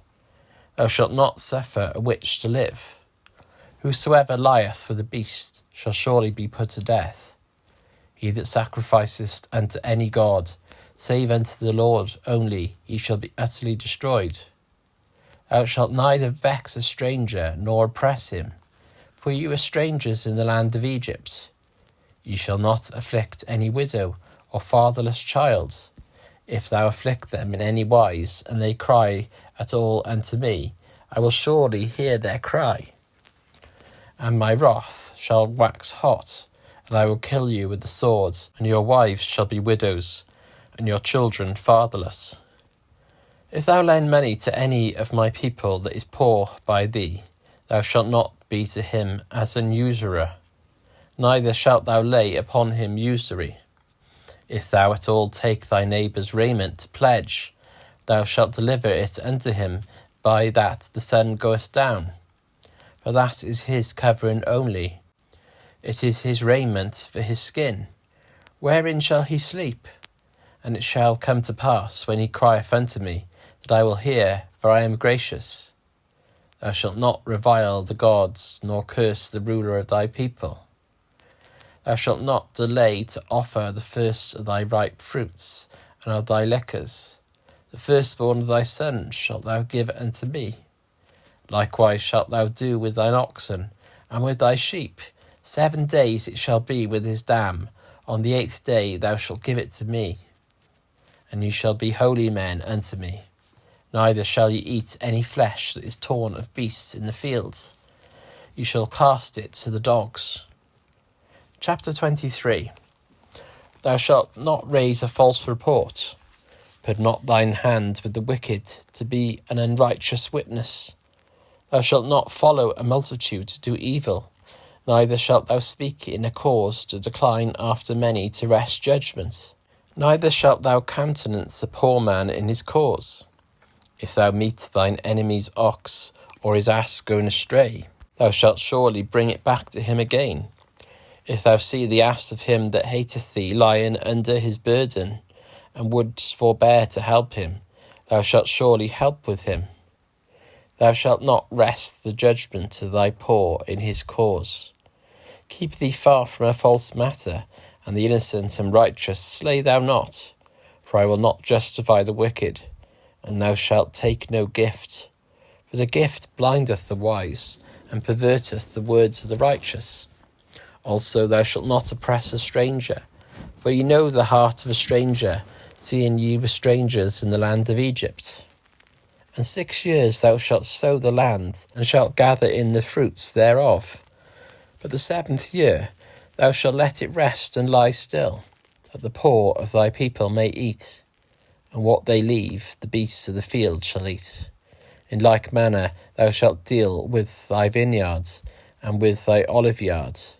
6 days thou shalt do thy work, and on the 7th day thou shalt rest, that thine ox and thine ass may rest, and the son of thy handmaid and the stranger may be refreshed. And in all things that I have said unto you, be circumspect, and make no mention of the name of other gods, neither let it be heard out of thy mouth. 3 times thou shalt keep a feast unto me in the year. Thou shalt keep the feast of unleavened bread. Thou shalt eat unleavened bread 7 days, as I commanded thee, in the time appointed of the month Abib. For in it thou camest out from Egypt, and none shall appear before me empty. And the feast of harvest, the firstfruits of thy labours, which thou hast sown in the fields, and the feast of ingathering, which is in the end of the year, when thou hast gathered in thy labours out of the fields. 3 times in the year all thy males shall appear before the Lord God. Thou shalt not offer the blood of my sacrifice with leavened bread, neither shall the fat of my sacrifice remain until the morning. The first of the firstfruits of thy land thou shalt bring into the house of the Lord thy God. Thou shalt not seethe a kid in his mother's milk. Behold, I send an angel before thee, to keep thee in the way, and to bring thee into the place which I have prepared. Beware of him and obey his voice, provoke him not, for he will not pardon your transgressions, for my name is in him. But if thou shalt indeed obey his voice, and do all that I speak, then I will be an enemy unto thine enemies, and an adversary unto thine adversaries. For mine angel shall go before thee, and bring thee in unto the Amorites, and the Hittites, and the Perizzites, and the Canaanites, and the Hivites, and the Jebusites, and I will cut them off. Thou shalt not bow down to their gods, nor serve them, nor do after their works, but thou shalt utterly overthrow them, and quite break down their images, and ye shall serve the Lord your God. And he shall bless thy bread and thy water, and I will take sickness away from the midst of thee. There shall nothing cast their young, nor be barren in thy land. The number of thy days I will fulfill. I will send my fear before thee, and will destroy all the people to whom thou shalt come. And I will make all thine enemies turn their backs unto thee. And I will send hornets before thee, which shall drive out the Hivite, the Canaanite, and the Hittite from before thee. I will not drive them out from before thee in 1 year, lest the land become desolate, and the beasts of the field multiply against thee. By little and little I will drive them out from before thee, until thou be increased, and inherit the land. And I will set thy bounds from the Red Sea even unto the sea of the Philistines, and from the desert unto the river, for I will deliver the inhabitants of the land into your hands. And thou shalt drive them out before thee. Thou shalt make no covenant with them, nor with their gods. They shall not dwell in thy land, lest they make thee sin against me. For if thou serve their gods, it will surely be a snare unto thee. Chapter 24. And he said unto Moses, Come up unto the Lord, thou and Aaron, Nadab and Abihu, and 70 the elders of Israel, and worship ye afar off. And Moses alone shall come near the Lord, but they shall not come nigh, neither shall the people go up with him. And Moses came and told the people all the words of the Lord, and all the judgments, and all the people answered with one voice, and said, All the words which the Lord hath said we will do. And Moses wrote all the words of the laws, and rose up early in the morning, and builded an altar under the hill, and 12 pillars according to the 12 tribes of Israel. And he sent young men of the children of Israel, which offered burnt offerings and sacrificed peace offerings of oxen unto the Lord. And Moses took half of the blood, and put it in basins, and half of the blood he sprinkled on the altar. And he took the book of the covenant, and read in the audience of the people. And they said, All that the Lord hath said we will do, and be obedient. And Moses took the blood, and sprinkled it on the people, and said, Behold the blood of the covenant, which the Lord hath made with you concerning all these words. Then went up Moses and Aaron, Nadab and Abihu, and 70 of the elders of Israel, and they saw the God of Israel. And there was under his feet, as it were, a paved work of a sapphire stone, and as it were the body of heaven in his clearness. And upon the nobles of the children of Israel he laid not his hand. Also they saw God, and did eat and drink. And the Lord said unto Moses, Come up to me into the mount, and be there, and I will give thee tablets of stone, and a law and commandments which I have written, thou mayest teach them. And Moses rose up, and his minister Joshua, and Moses went up into the mountain of God. And he said unto the elders, Tarry ye here for us, until we come again unto you. And behold, Aaron and Hur are with you. If any man have any matters to do, let him come unto them. And Moses went up into the mount, and a cloud covered the mount. And the glory of the Lord abode upon Mount Sinai, and the cloud covered it 6 days. And the 7th day he called unto Moses out of the midst of the cloud. And the sight of the glory of the Lord was like devouring fire on the top of the mount in the eyes of the children of Israel. And Moses went into the midst of the cloud, and gat him up into the mount. And Moses was in the mount 40 days and 40 nights. And the Lord spake unto Moses, saying, Speak unto the children of Israel, that they bring me an offering of every man that giveth it willingly with his heart. Ye shall take my offering. And this is the offering which ye shall take of them, gold and silver and brass, and blue and purple and scarlet, and fine linen and goat's hair, and ram's skins dyed red, and badger's skins, and shittim wood, oil for the light, spices for anointing oil, and for sweet incense, onyx stones, and stones to be set in the ephod and in the breastplate. And let them make me a sanctuary, that I may dwell among them, according to all that I show thee, after the pattern of the tabernacle, and the pattern of all the instruments thereof, even so shall ye make it.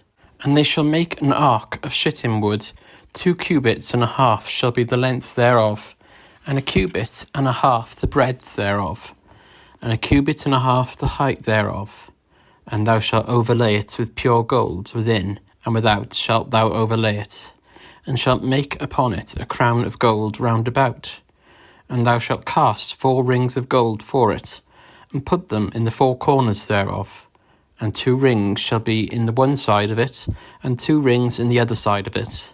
And thou shalt make staves of shittim wood, and overlay them with gold. And thou shalt put the staves into the rings by the sides of the ark, that the ark may be borne with them. The staves shall be in the rings of the ark. They shall not be taken from it. And thou shalt put into the ark the testimony which I shall give thee. And thou shalt make a mercy seat of pure gold. 2 cubits and a half shall be the length thereof, and 1 cubit and a half the breadth thereof. And thou shalt make 2 cherubims of gold of beaten work, shalt thou make them, in the 2 ends of the mercy seat. And make 1 cherub on the one end, and the other cherub on the other end. Even of the mercy seat shall ye make the cherubims on the 2 ends thereof. And the cherubims shall stretch forth their wings on high, covering the mercy seat with their wings, and their faces shall look one to another. Toward the mercy seat shall the faces of the cherubims be. And thou shalt put the mercy seat above upon the ark, and in the ark thou shalt put the testimony that I shall give thee. And there I will meet with thee, and I will commune with thee from above the mercy seat, from between the 2 cherubims which are upon the ark of the testimony, of all things which I will give thee in commandment unto the children of Israel. Thou shalt also make a table of shittim wood. 2 cubits shall be the length thereof, and a cubit the breadth thereof, and a cubit and a half the height thereof.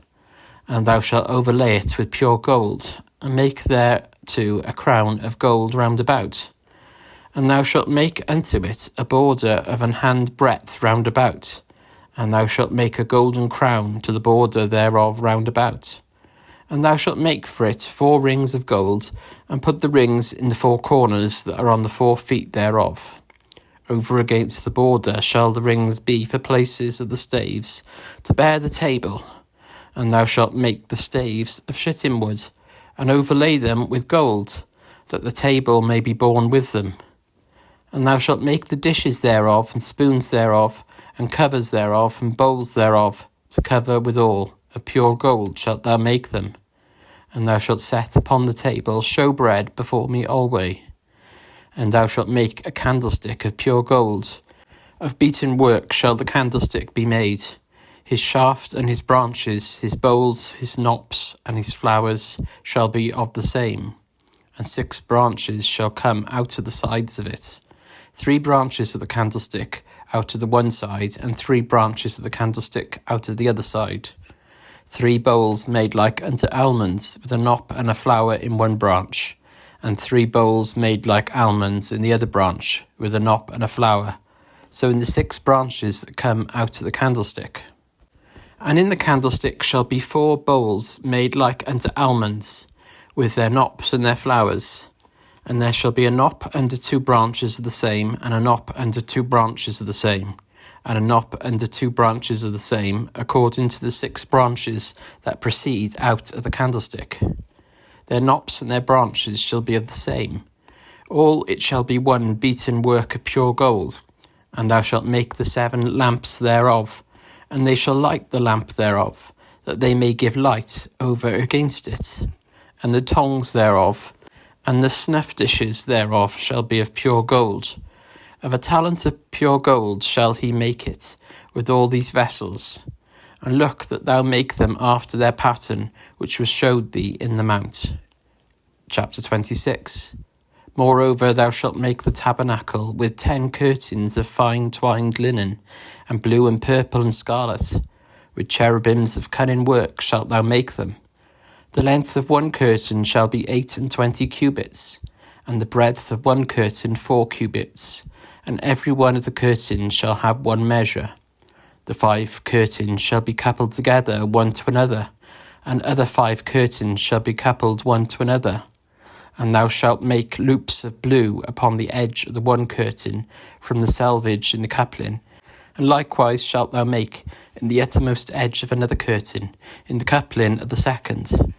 50 loops shalt thou make in the one curtain, and 50 loops shalt thou make in the edge of the curtain that is in the coupling of the second, that the loops may take hold one of another. And thou shalt make 50 taches of gold, and couple the curtains together with the taches, and it shall be one tabernacle. And thou shalt make curtains of goat's hair to be a covering upon the tabernacle. 11 curtains shalt thou make. The length of one curtain shall be 30 cubits, and the breadth of one curtain 4 cubits, and the 11 curtains shall be all of one measure. And thou shalt couple 5 curtains by themselves, and 6 curtains by themselves, and shalt double the 6th curtain in the forefront of the tabernacle. And thou shalt make 50 loops on the edge of the one curtain that is outmost in the coupling, and 50 loops in the edge of the curtain which coupleth the second.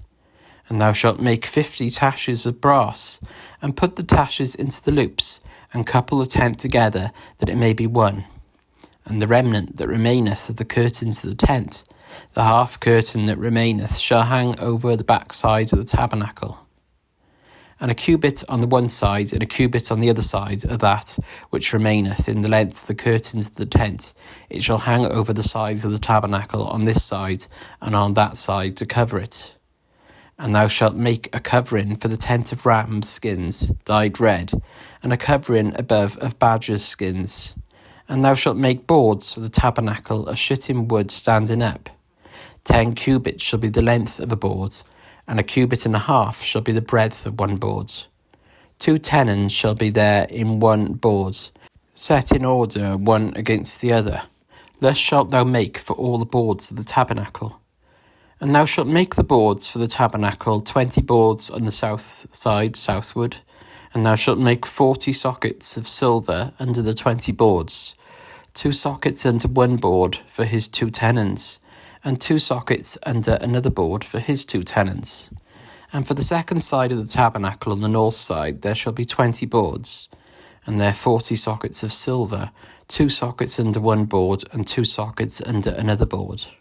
And for the sides of the tabernacle westward thou shalt make 6 boards, and 2 boards shalt thou make for the corners of the tabernacle in the 2 sides.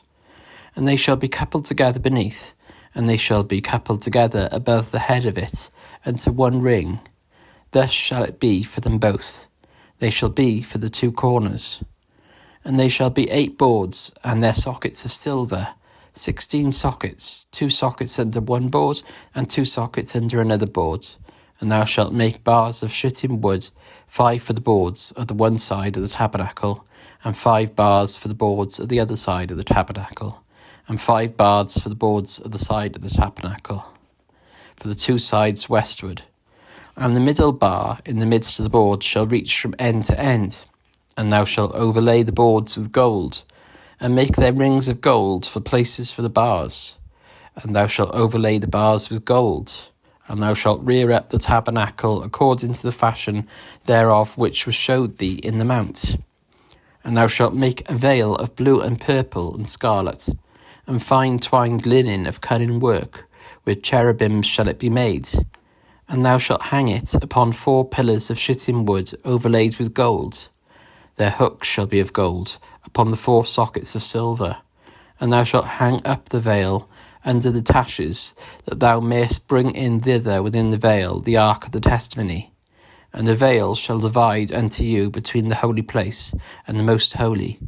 And thou shalt put the mercy seat upon the ark of the testimony in the most holy place.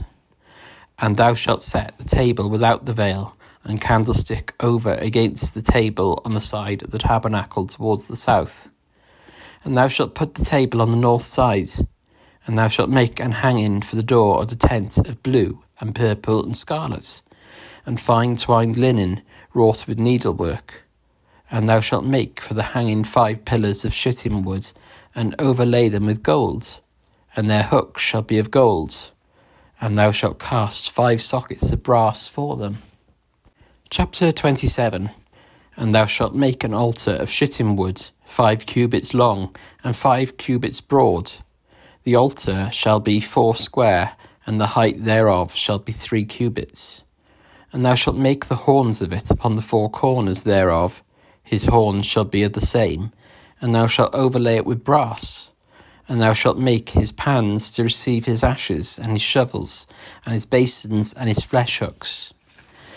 And his fire pans, all the vessels thereof thou shalt make of brass.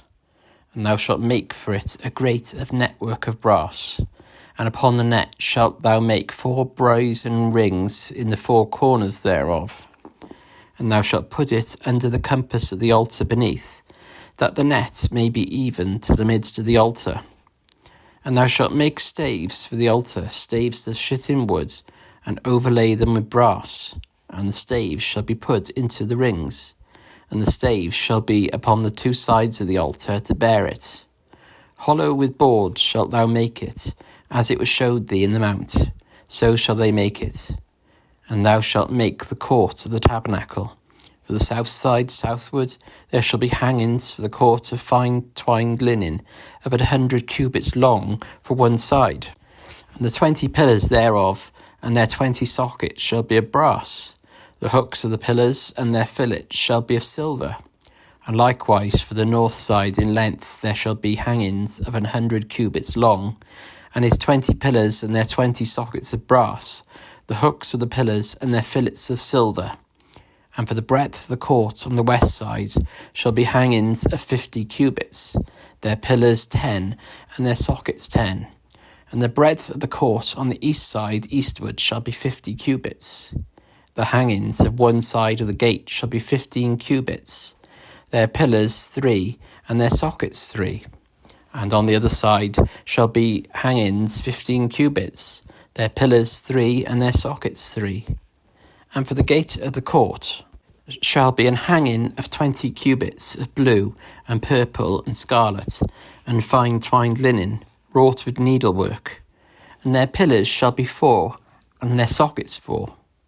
All the pillars round about the court shall be filleted with silver. Their hooks shall be of silver, and their sockets of brass. The length of the court shall be 100 cubits, and the breadth 50 everywhere, and the height 5 cubits of fine twined linen, and their sockets of brass. All the vessels of the tabernacle in the service thereof, and all the pins thereof, and all the pins of the court shall be of brass. And thou shalt command the children of Israel that they bring thee pure olive oil beaten for the light, to cause the lamp to burn always. In the tabernacle of the congregation without the veil, which is before the testimony, Aaron and his sons shall order it, from evening to morning before the Lord. It shall be a statute for ever unto their generations, on the behalf of the children of Israel. Chapter 28.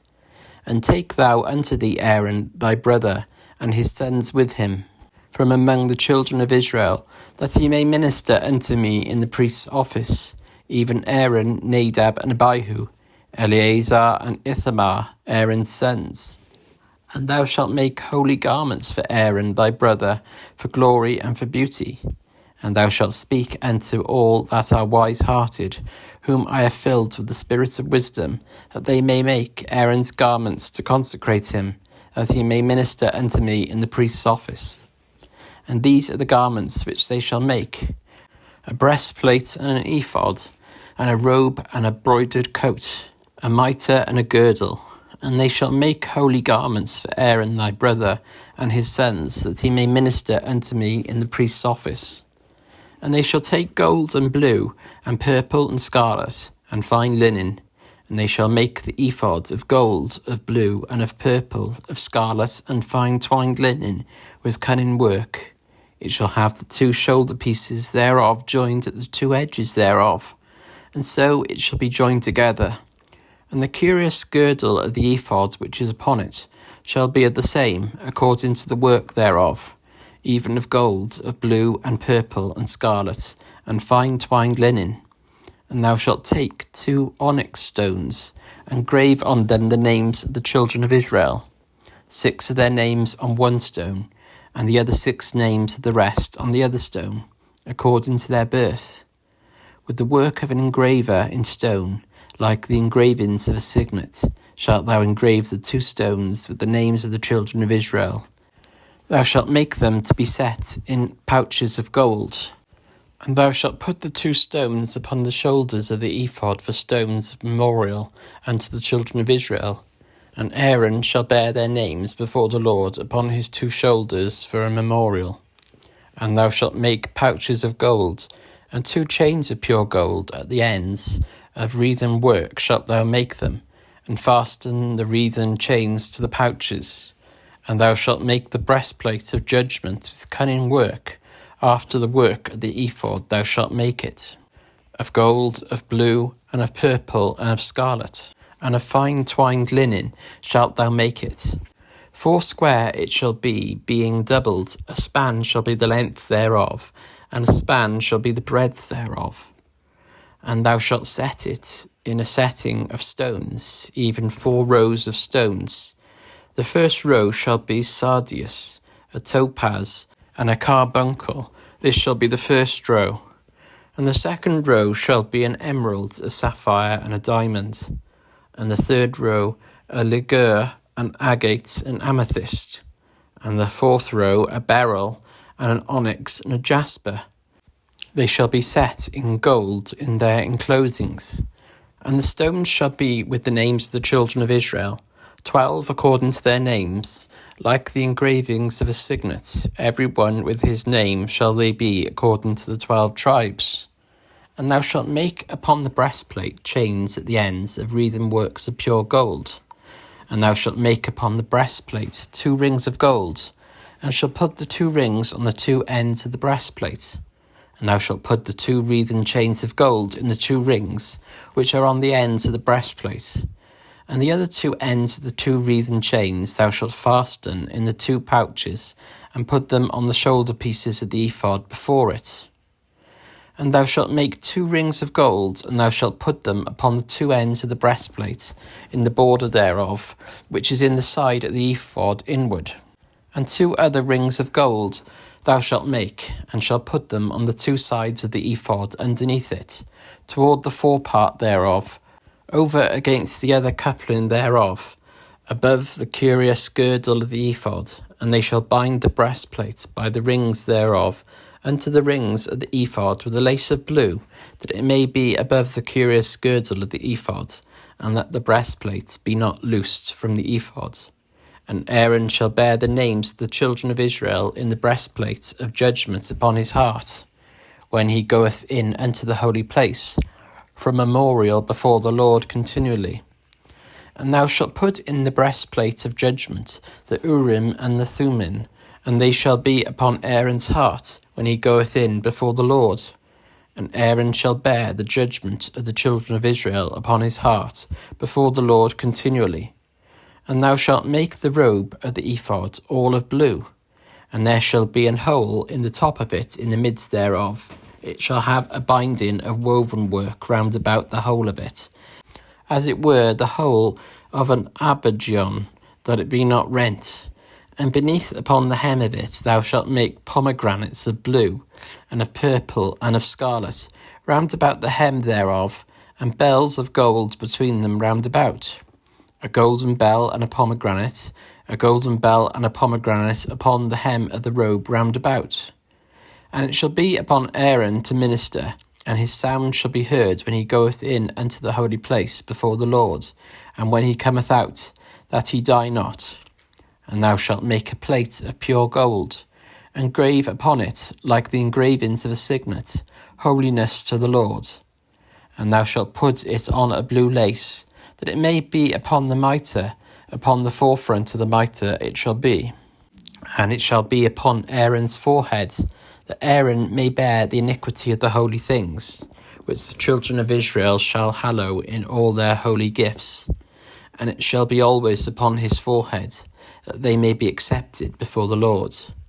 And thou shalt embroider the coat of fine linen, thou shalt make the mitre of fine linen, and thou shalt make the girdle of needlework.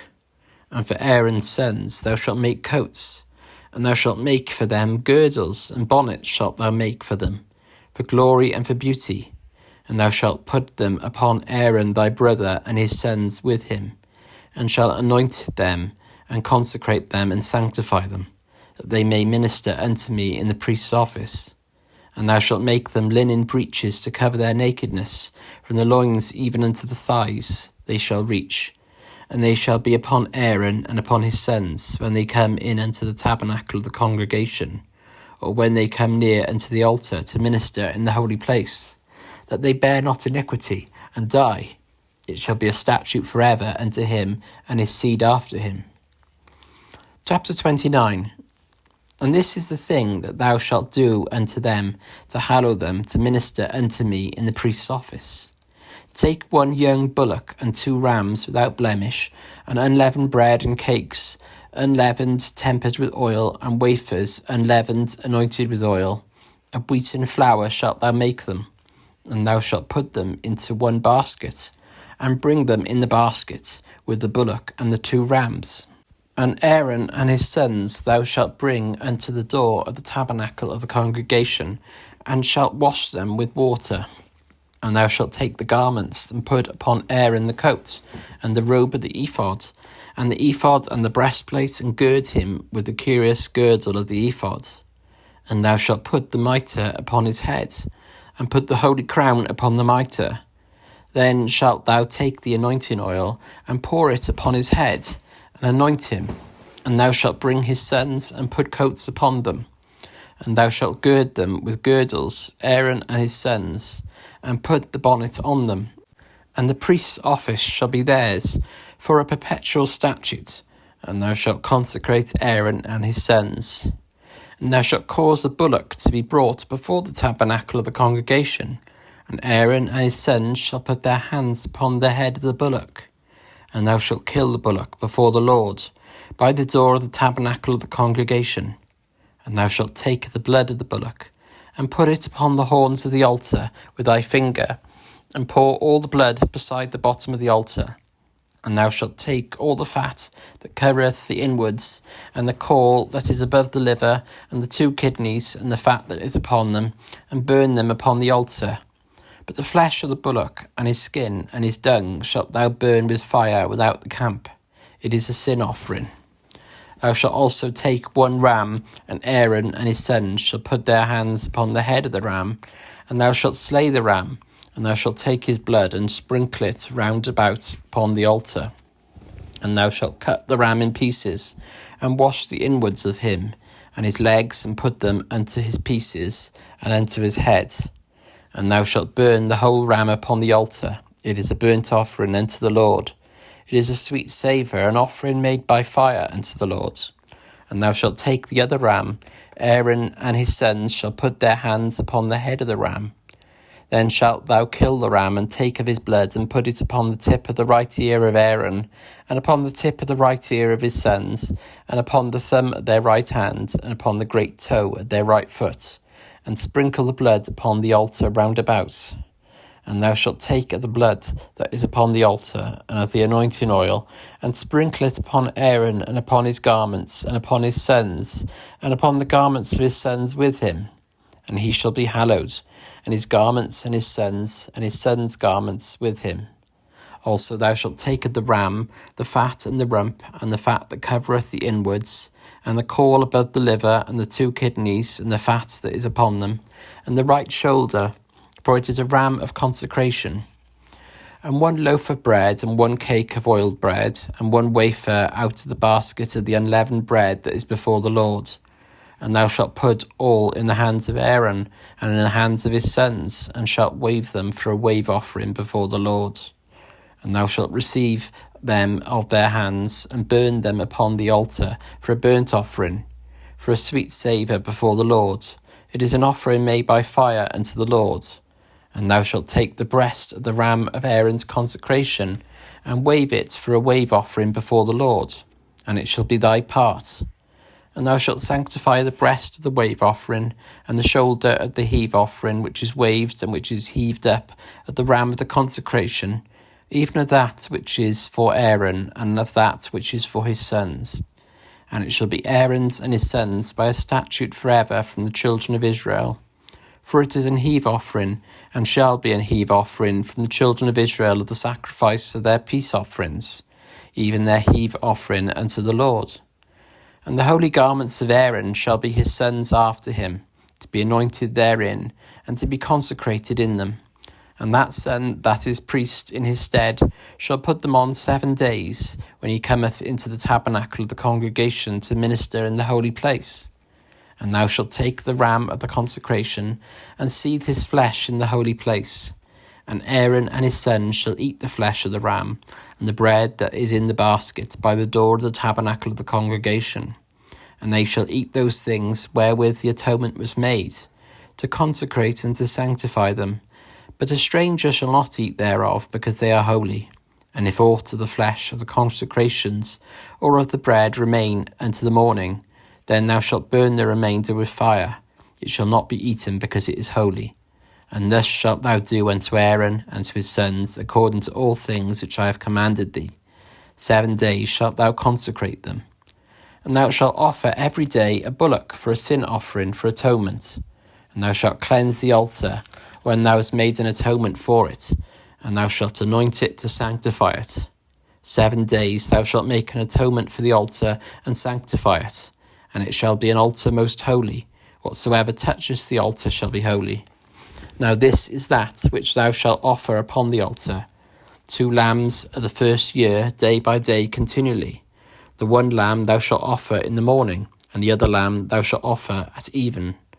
And with the 1 lamb 1/10 deal of flour mingled with the 4th part of an hin of beaten oil, and the 4th part of an hin of wine for a drink offering. And the other lamb thou shalt offer at even, and shalt do thereto according to the meat offering of the morning, and according to the drink offering thereof, for a sweet savour, an offering made by fire unto the Lord. This shall be a continual burnt offering throughout your generations at the door of the tabernacle of the congregation before the Lord, where I will meet you to speak there unto thee. And there I will meet with the children of Israel, and the tabernacle shall be sanctified by my glory. And I will sanctify the tabernacle of the congregation and the altar. I will sanctify also both Aaron and his sons to minister to me in the priest's office. And I will dwell among the children of Israel and will be their God. And they shall know that I am the Lord their God that brought them forth out of the land of Egypt, that I may dwell among them. I am the Lord their God. Chapter 30. And thou shalt make an altar to burn incense upon, of shittim wood shalt thou make it. A cubit shall be the length thereof, and a cubit the breadth thereof. 4 square shall it be, and 2 cubits shall be the height thereof. The horns thereof shall be of the same. And thou shalt overlay it with pure gold, the top thereof and the sides thereof round about, and the horns thereof. And thou shalt make unto it a crown of gold round about. And 2 golden rings shalt thou make to it under the crown of it. By the 2 corners thereof, upon the 2 sides of it shalt thou make it. And they shall be for places for the staves to bear it withal. And thou shalt make the staves of shittim wood, and overlay them with gold. And thou shalt put it before the veil that is by the ark of the testimony, before the mercy seat that is over the testimony, where I will meet with thee. And Aaron shall burn thereon sweet incense every morning. When he dresseth the lamps, he shall burn incense upon it. And when Aaron lighteth the lamps at even, he shall burn incense upon it, a perpetual incense before the Lord throughout your generations. Ye shall offer no strange incense thereon, nor burnt sacrifice, nor meat offering, neither shall ye pour drink offering thereon. And Aaron shall make an atonement upon the horns of it once in a year, with the blood of the sin offering of atonements. Once in the year shall he make atonement upon it throughout your generations. It is most holy unto the Lord. And the Lord spake unto Moses, saying, When thou takest the sum of the children of Israel after their number, then shall they give every man a ransom for his soul unto the Lord, when thou numberest them, that there be no plague among them when thou numberest them. This they shall give every one that passeth among them, that are numbered 1/2 shekel after the shekel of the sanctuary. A shekel is 20 gerahs, and 1/2 shekel shall be the offering of the Lord. Every one that passeth among them that are numbered from 20 years old and above shall give an offering unto the Lord. The rich shall not give more, and the poor shall not give less than 1/2 shekel, when they give an offering unto the Lord to make an atonement for your souls. And thou shalt take the atonement money of the children of Israel, and shalt appoint it for the service of the tabernacle of the congregation, that it may be a memorial unto the children of Israel before the Lord, to make an atonement for your souls. And the Lord spake unto Moses, saying, Thou shalt also make a laver of brass, and his foot also of brass, to wash withal. And thou shalt put it between the tabernacle of the congregation and the altar, and thou shalt put water therein. For Aaron and his sons shall wash their hands and their feet thereat. When they go into the tabernacle of the congregation, they shall wash with water, that they die not.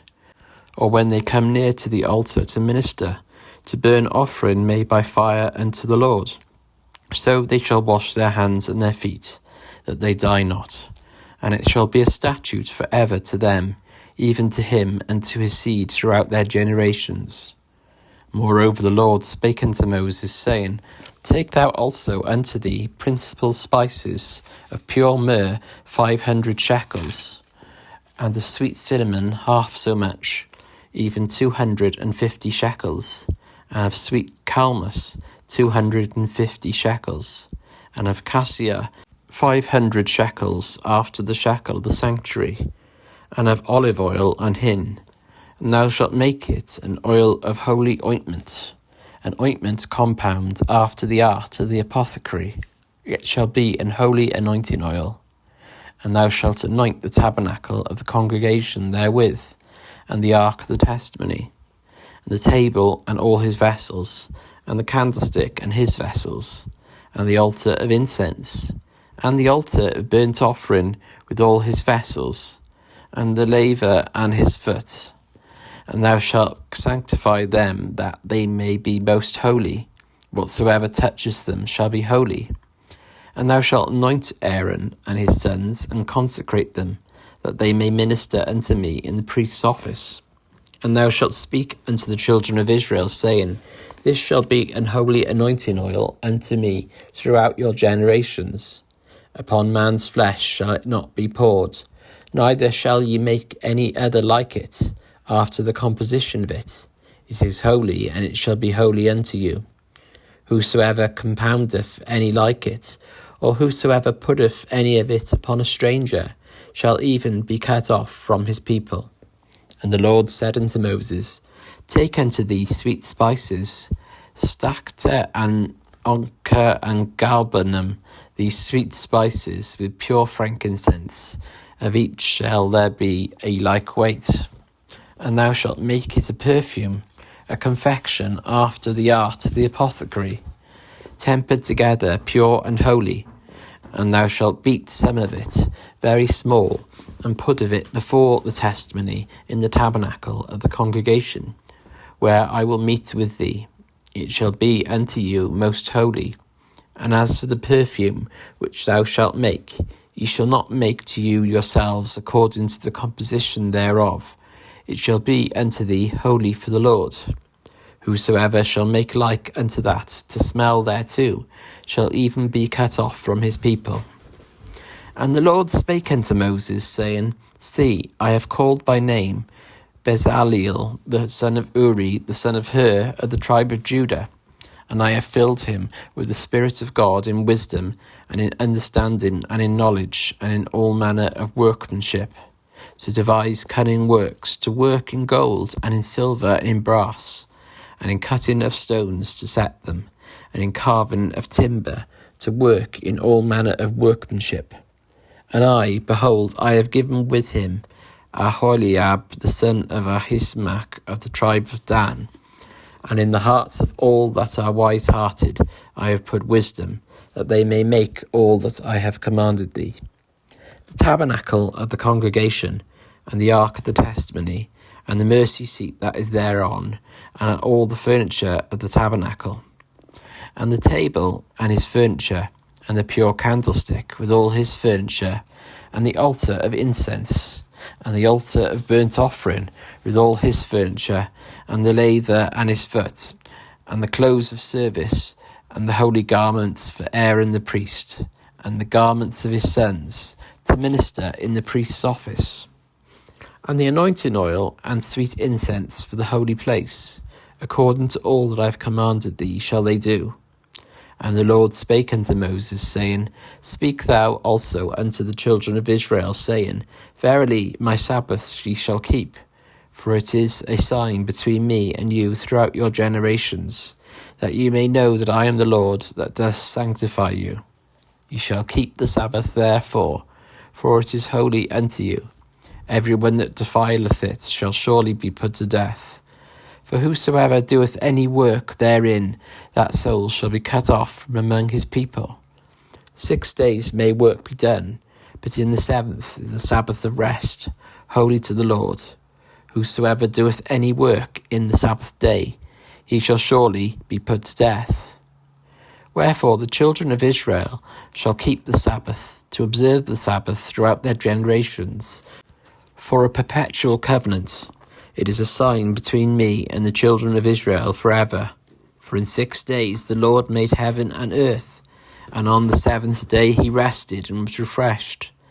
And he gave unto Moses, when he had made an end of communion with him upon Mount Sinai, 2 tables of testimony, tables of stone, written with the finger of God. Chapter 32. And when the people saw that Moses delayed to come down out of the mount, the people gathered themselves together unto Aaron, and said unto him, Up, make us gods, which shall go before us. For as for this Moses, the man that brought us up out of the land of Egypt, we wot not what is become of him. And Aaron said unto them, Break off the golden earrings which are in the ears of your wives, of your sons, and of your daughters, and bring them unto me. And all the people brake off the golden earrings which were in their ears, and brought them unto Aaron. And he fashioned them at their hand, and fashioned it with a graving tool. After he had made it a molten calf, and said, These be the gods, O Israel, which brought thee up out of the land of Egypt. And when Aaron saw it, he built an altar before it. And Aaron made proclamation, and said, Tomorrow is a feast to the Lord. And they rose up early on the morning, and offered burnt offerings, and brought peace offerings, and the people sat down to eat and to drink, and rose up to play. And the Lord said unto Moses, Go, get thee down, for thy people, which thou hast broughtest out of the land of Egypt, have corrupted themselves. They have turned aside quickly out of the way which I commanded them.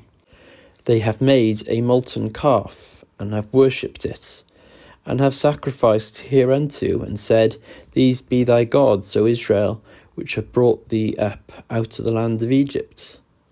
And the Lord said unto Moses, I have seen this people, and behold, it is a stiff-necked people.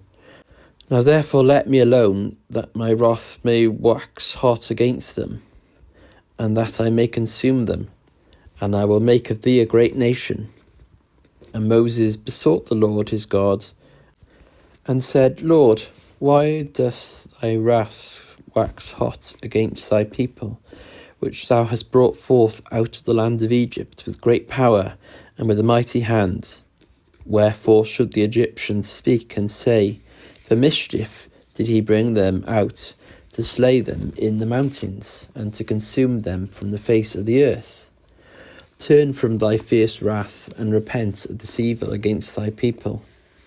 Remember Abraham, Isaac, and Israel, thy servants, to whom thou swarest by thine own self, and saidst unto them, I will multiply your seed as the stars of the heaven, and all this land that I have spoken of will I give unto your seed, and they shall inherit it forever. And the Lord repented of the evil which he had thought to do unto his people. And Moses turned and went down from the mount, and the 2 tables of the testimony were in his hand. The tables were written on both their sides. On the one side and on the other were they written. And the tables were the work of God, and the writing was the writing of God, graven upon the tables. And when Joshua heard the noise of the people, as they shouted, he said unto Moses, There is a noise of war in the camp. And he said, It is not the voice of them that shout for mastery, neither is it the voice of them that cry for being overcome, but the noise of them that sing do I hear.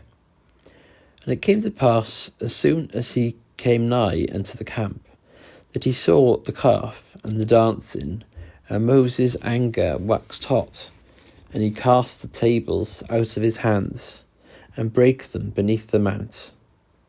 And he took the calf which they had made, and burnt it in the fire, and ground it to powder, and strawed it upon the water, and made the children of Israel drink of it. And Moses said unto Aaron, What did this people unto thee, that thou hast brought so great a sin upon them? And Aaron said, Let not the anger of my Lord wax hot. Thou knowest the people, that they are set on mischief. And the Lord said unto Moses, Whosoever have sinned against me, him will I blot out of my book. Therefore now go, lead the people unto the place of which I have spoken unto thee. Behold, mine angel shall go before thee. Nevertheless, in the day when I visit, I will visit their sin upon them. And the Lord plagued the people because they made the calf, which Aaron made. Chapter 33. And the Lord said unto Moses, Depart and go up hence, thou and the people which thou hast brought up out of the land of Egypt, unto the land which I swear unto Abraham, to Isaac, and to Jacob, saying, Unto thy seed will I give it. And I will send an angel before thee, and I will drive out the Canaanite, the Amorite, and the Hittite, and the Perizzite, the Hivite, and the Jebusite, and to a land flowing with milk and honey.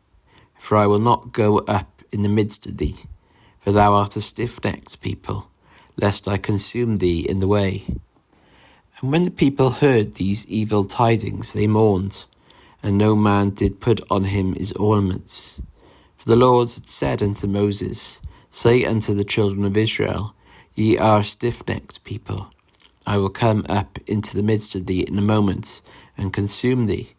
Therefore now put off thy ornaments from thee, that I may know what to do unto thee. And the children of Israel stripped themselves of their ornaments by the Mount Horeb. And Moses took the tabernacle and pitched it without the camp, afar off from the camp, and called it the tabernacle of the congregation. And it came to pass that every one which sought the Lord went out unto the tabernacle of the congregation, which was without the camp. And it came to pass, when Moses went out unto the tabernacle, that all the people rose up and stood every man at his tent, and looked after Moses until he was gone into the tabernacle. And it came to pass, as Moses entered into the tabernacle, the cloudy pillar descended and stood at the door of the tabernacle, and the Lord talked with Moses. And all the people saw the cloudy pillar stand at the tabernacle door, and all the people rose up and worshipped, every man in his tent door. And the Lord spake unto Moses face to face, as a man speaketh unto his friend. And he turned again into the camp. But his servant Joshua the son of Nun, a young man, departed not out of the tabernacle. And Moses said unto the Lord, See, thou sayest unto me, Bring up this people, and thou hast not let me know whom thou wilt send with me. Yet thou hast said, I know thee by name, and thou hast also found grace in my sight. Now therefore I pray thee, if I have found grace in thy sight, show me now thy way, that I may know thee, that I may find grace in thy sight, and consider that this nation is thy people. And he said, My presence shall go with thee, and I will give thee rest. And he said unto him, If thy presence go not with me, carry us not up hence. For wherein shall it be known here that I and thy people have found grace in thy sight? Is it not in that thou goest with us? So shall we be separated, I and thy people, from all the people that are upon the face of the earth. And the Lord said unto Moses, I will do this thing also that thou hast spoken. For thou hast found grace in my sight, and I know thee by name. And he said, I beseech thee, show me thy glory. And he said, I will make all my goodness pass before thee, and I will proclaim the name of the Lord before thee, and will be gracious to whom I will be gracious, and will show mercy on whom I will show mercy. And he said, Thou canst not see my face, for there shall no man see me and live. And the Lord said, Behold, there is a place by me, and thou shalt stand upon a rock. And it shall come to pass, while my glory passeth by, that I will put thee in a cleft of the rock, and will cover thee with my hand while I pass by. And I will take away mine hand, and thou shalt see my back parts, but my face shall not be seen. Chapter 34. And the Lord said unto Moses, Hew thee 2 tables of stone like unto the first, and I will write upon these tables the words that were in the first tables, which thou breakest. And be ready in the morning, and come up in the morning unto Mount Sinai, and present thyself there to me in the top of the mount. And no man shall come up with thee, neither let any man be seen throughout all the mount. Neither let the flocks nor herds feed before that mount. And he hewed 2 tables of stone like unto the first. And Moses rose up early in the morning, and went up unto Mount Sinai, as the Lord had commanded him, and took in his hand the 2 tables of stone. And the Lord descended in the cloud, and stood with him there, and proclaimed the name of the Lord. And the Lord passed by before him, and proclaimed, the Lord God, merciful and gracious, long-suffering and abundant in goodness and truth, keeping mercy for thousands, forgiving iniquity and transgression and sin, and that will by no means clear the guilty, visiting the iniquity of the fathers upon the children, and upon the children's children, and to the 3rd and to the 4th generation. And Moses made haste and bowed his head toward the earth and worshipped. And he said, If now I have found grace in thy sight, O Lord, let my Lord, I pray thee, go among us, for it is a stiff-necked people, and pardon our iniquity and our sin, and take us for thine inheritance. And he said, Behold, I make a covenant, before all thy people I will do marvels, such as have not been done in all the earth, nor in any nation, and all the people among which thou art shall see the work of the Lord. For it is a terrible thing that I will do with thee. Observe thou that which I command thee this day. Behold, I drive out before thee the Amorite and the Canaanite, and the Hittite and the Perizzite, and the Hivite and the Jebusite. Take heed to thyself, lest thou make a covenant with the inhabitants of the land whither thou goest. Let it be for a snare in the midst of thee. But ye shall destroy their altars, break their images, and cut down their groves. For thou shalt worship no other God, for the Lord, whose name is jealous, is a jealous God. Lest thou make a covenant with the inhabitants of the land, and they go a-whoring after their gods, and do sacrifice unto their gods, and one call thee, and thou eat of his sacrifice. And thou take their daughters unto thy sons, and their daughters go a-whoring after their gods, and make thy sons go a-whoring after their gods. Thou shalt make thee no molten gods. The feast of unleavened bread shalt thou keep.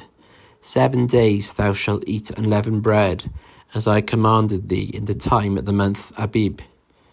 For in the month Abib thou camest out from Egypt. All that openeth the womb is mine, and every firstling among thy cattle, whether ox or sheep, that is male. But the firstling of an ass thou shalt redeem with the lamb. And if thou redeem him not, then shalt thou break his neck.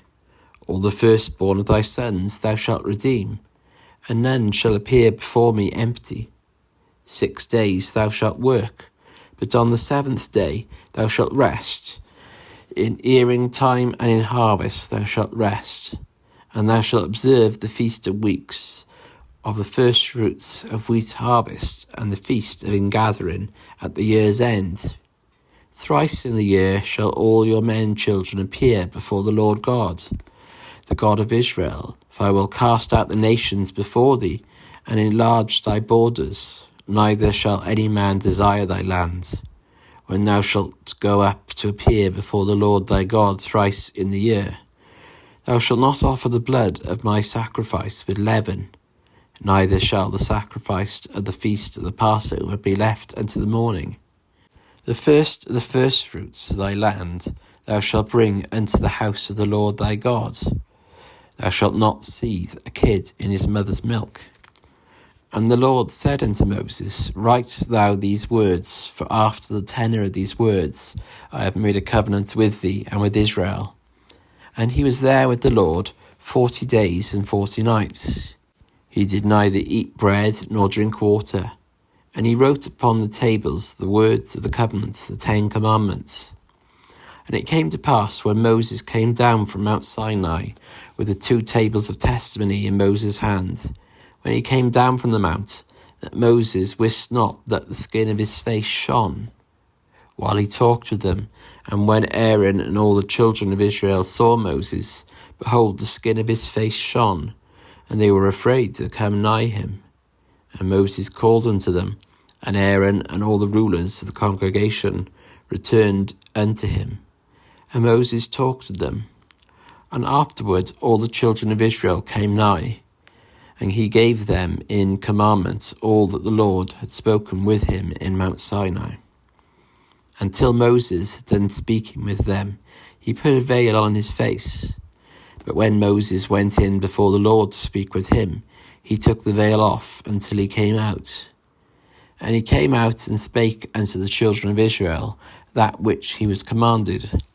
And the children of Israel saw the face of Moses, that the skin of Moses' face shone. And Moses put the veil upon his face again, until he went in to speak with him. Chapter 35. And Moses gathered all the congregation of the children of Israel together, and said unto them, These are the words which the Lord hath commanded, that ye should do them. 6 days shall work be done, but on the 7th day there shall be to you an holy day, a Sabbath of rest to the Lord. Whosoever doeth work therein shall be put to death. You shall kindle no fire throughout your habitations upon the Sabbath day. And Moses spake unto all the congregation of the children of Israel, saying, This is the thing which the Lord commanded, saying, Take ye from among you an offering unto the Lord. Whosoever is of a willing heart, let him bring it. An offering of the Lord, gold and silver and brass, and blue and purple and scarlet, and fine linen and goat's hair, and ram skins dyed red, and badger skins and shittim wood, and oil for the light, and spices for anointing oil, and for the sweet incense, and onyx stones, and stones to be set for the ephod, and for the breastplate. And every wise-hearted among you shall come, and make all that the Lord hath commanded. The tabernacle, his tent, and his covering, his taches and his boards, his bars, his pillars, and his sockets, the ark and the staves thereof, with the mercy seat and the veil of the covering, the table and his staves, and all his vessels, and the showbread, the candlestick also for the light, and his furniture and his lamps, with the oil for the light, and the incense altar and his staves, and the anointing oil and the sweet incense, and the hanging for the door at the entering in of the tabernacle, the altar of burnt offering, with his brazen gate, his staves, and all his vessels, the lather and his foot, the hangings of the court, his pillars and their sockets, and the hanging for the door of the court, the pins of the tabernacle, and the pins of the court and their cords, the cloths of service to do service in the holy place, the holy garments for Aaron the priest, and the garments of his sons to minister in the priest's office. And all the congregation of the children of Israel departed from the presence of Moses. And they came, every one whose heart stirred him up, and every one whom his spirit made willing, and they brought the Lord's offering to the work of the tabernacle of the congregation, and for all his service, and for the holy garments. And they came, both men and women, as many as were willing-hearted, and brought bracelets and earrings and rings and tablets, all jewels of gold, and every man that offered an offering of gold unto the Lord. And every man with whom was found blue and purple and scarlet, and fine linen, and goat's hair, and red skins of rams, and badgers' skins, brought them. Every one that did offer an offering of silver and brass, brought the Lord's offering. And every man with whom was found shittim wood for any work of the service brought it. And all the women that were wise-hearted did spin with their hands, and brought that which they had spun, both of blue, and of purple, and of scarlet, and of fine linen. And all the women whose hearts stirred them up in wisdom spun goat's hair. And the rulers brought onyx stones, and stones to be set for the ephod and for the breastplate, and spice and oil for the light, and for the anointing oil, and for the sweet incense. The children of Israel brought a willing offering unto the Lord, every man and woman, whose heart made them willing to bring for all manner of work, which the Lord commanded to be made by the hand of Moses. And Moses said unto the children of Israel, See, the Lord hath called by name Bezaleel the son of Uri, the son of Hur, of the tribe of Judah. And he hath filled him with the Spirit of God in wisdom, in understanding, in knowledge, and in all manner of workmanship.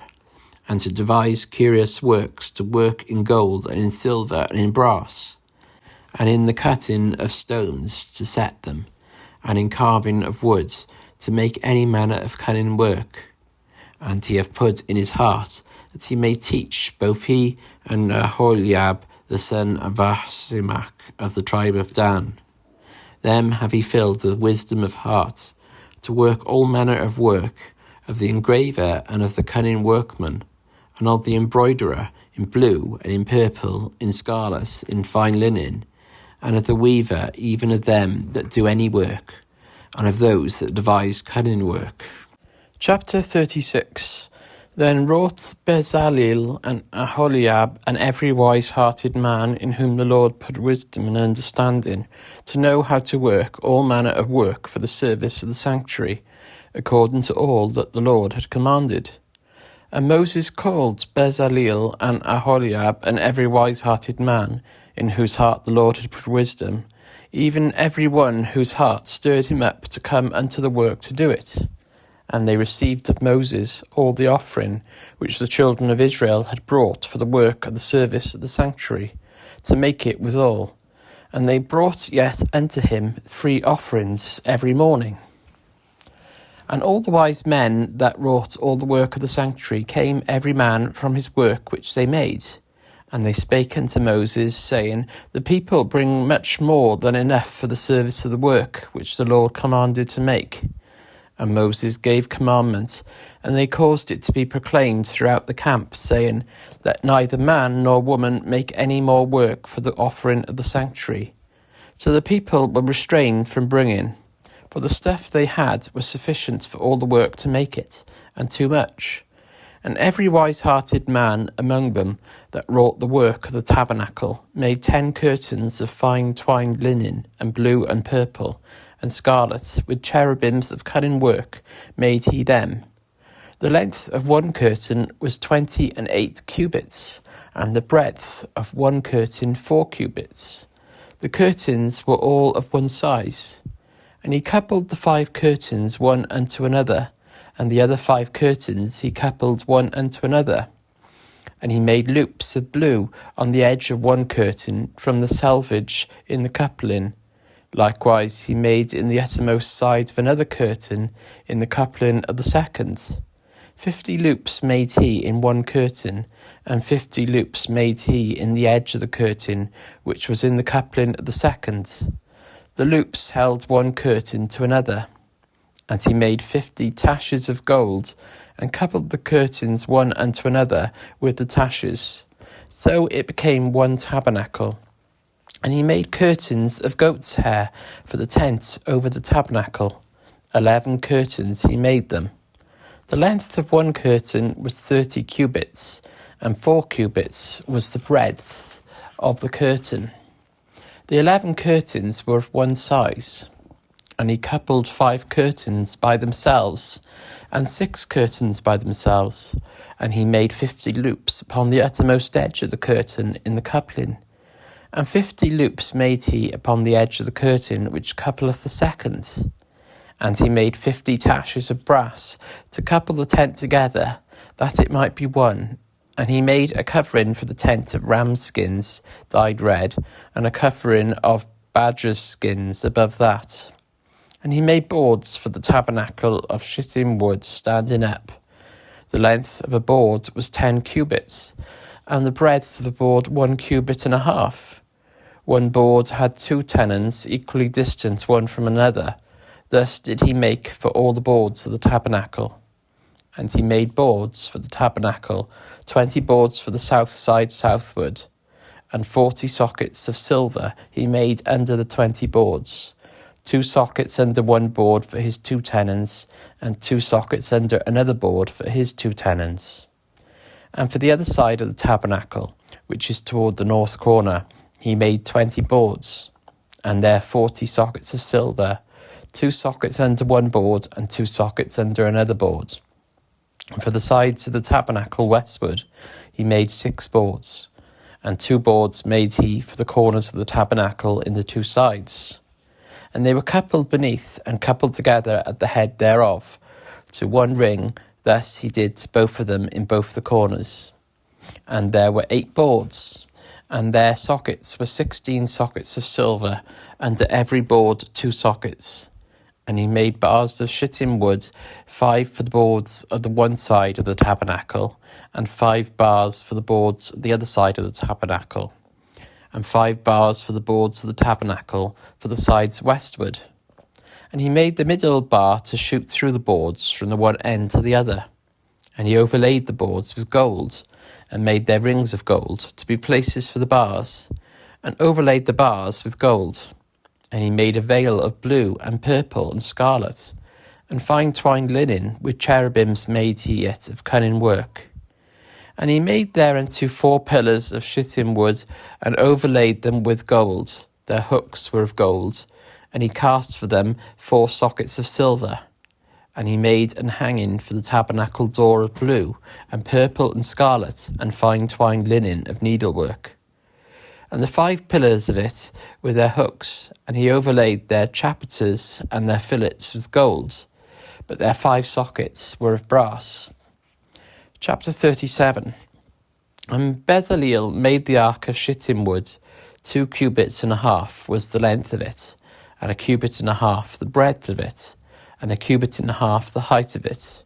And he overlaid it with pure gold within and without, and made a crown of gold to it round about. And he cast for it 4 rings of gold, to be set by the 4 corners of it, even 2 rings upon the one side of it, and 2 rings upon the other side of it. And he made staves of shittim wood, and overlaid them with gold. And he put the staves into the rings by the sides of the ark to bear the ark. And he made the mercy seat of pure gold. 2 cubits and a half was the length thereof, and 1 cubit and a half the breadth thereof.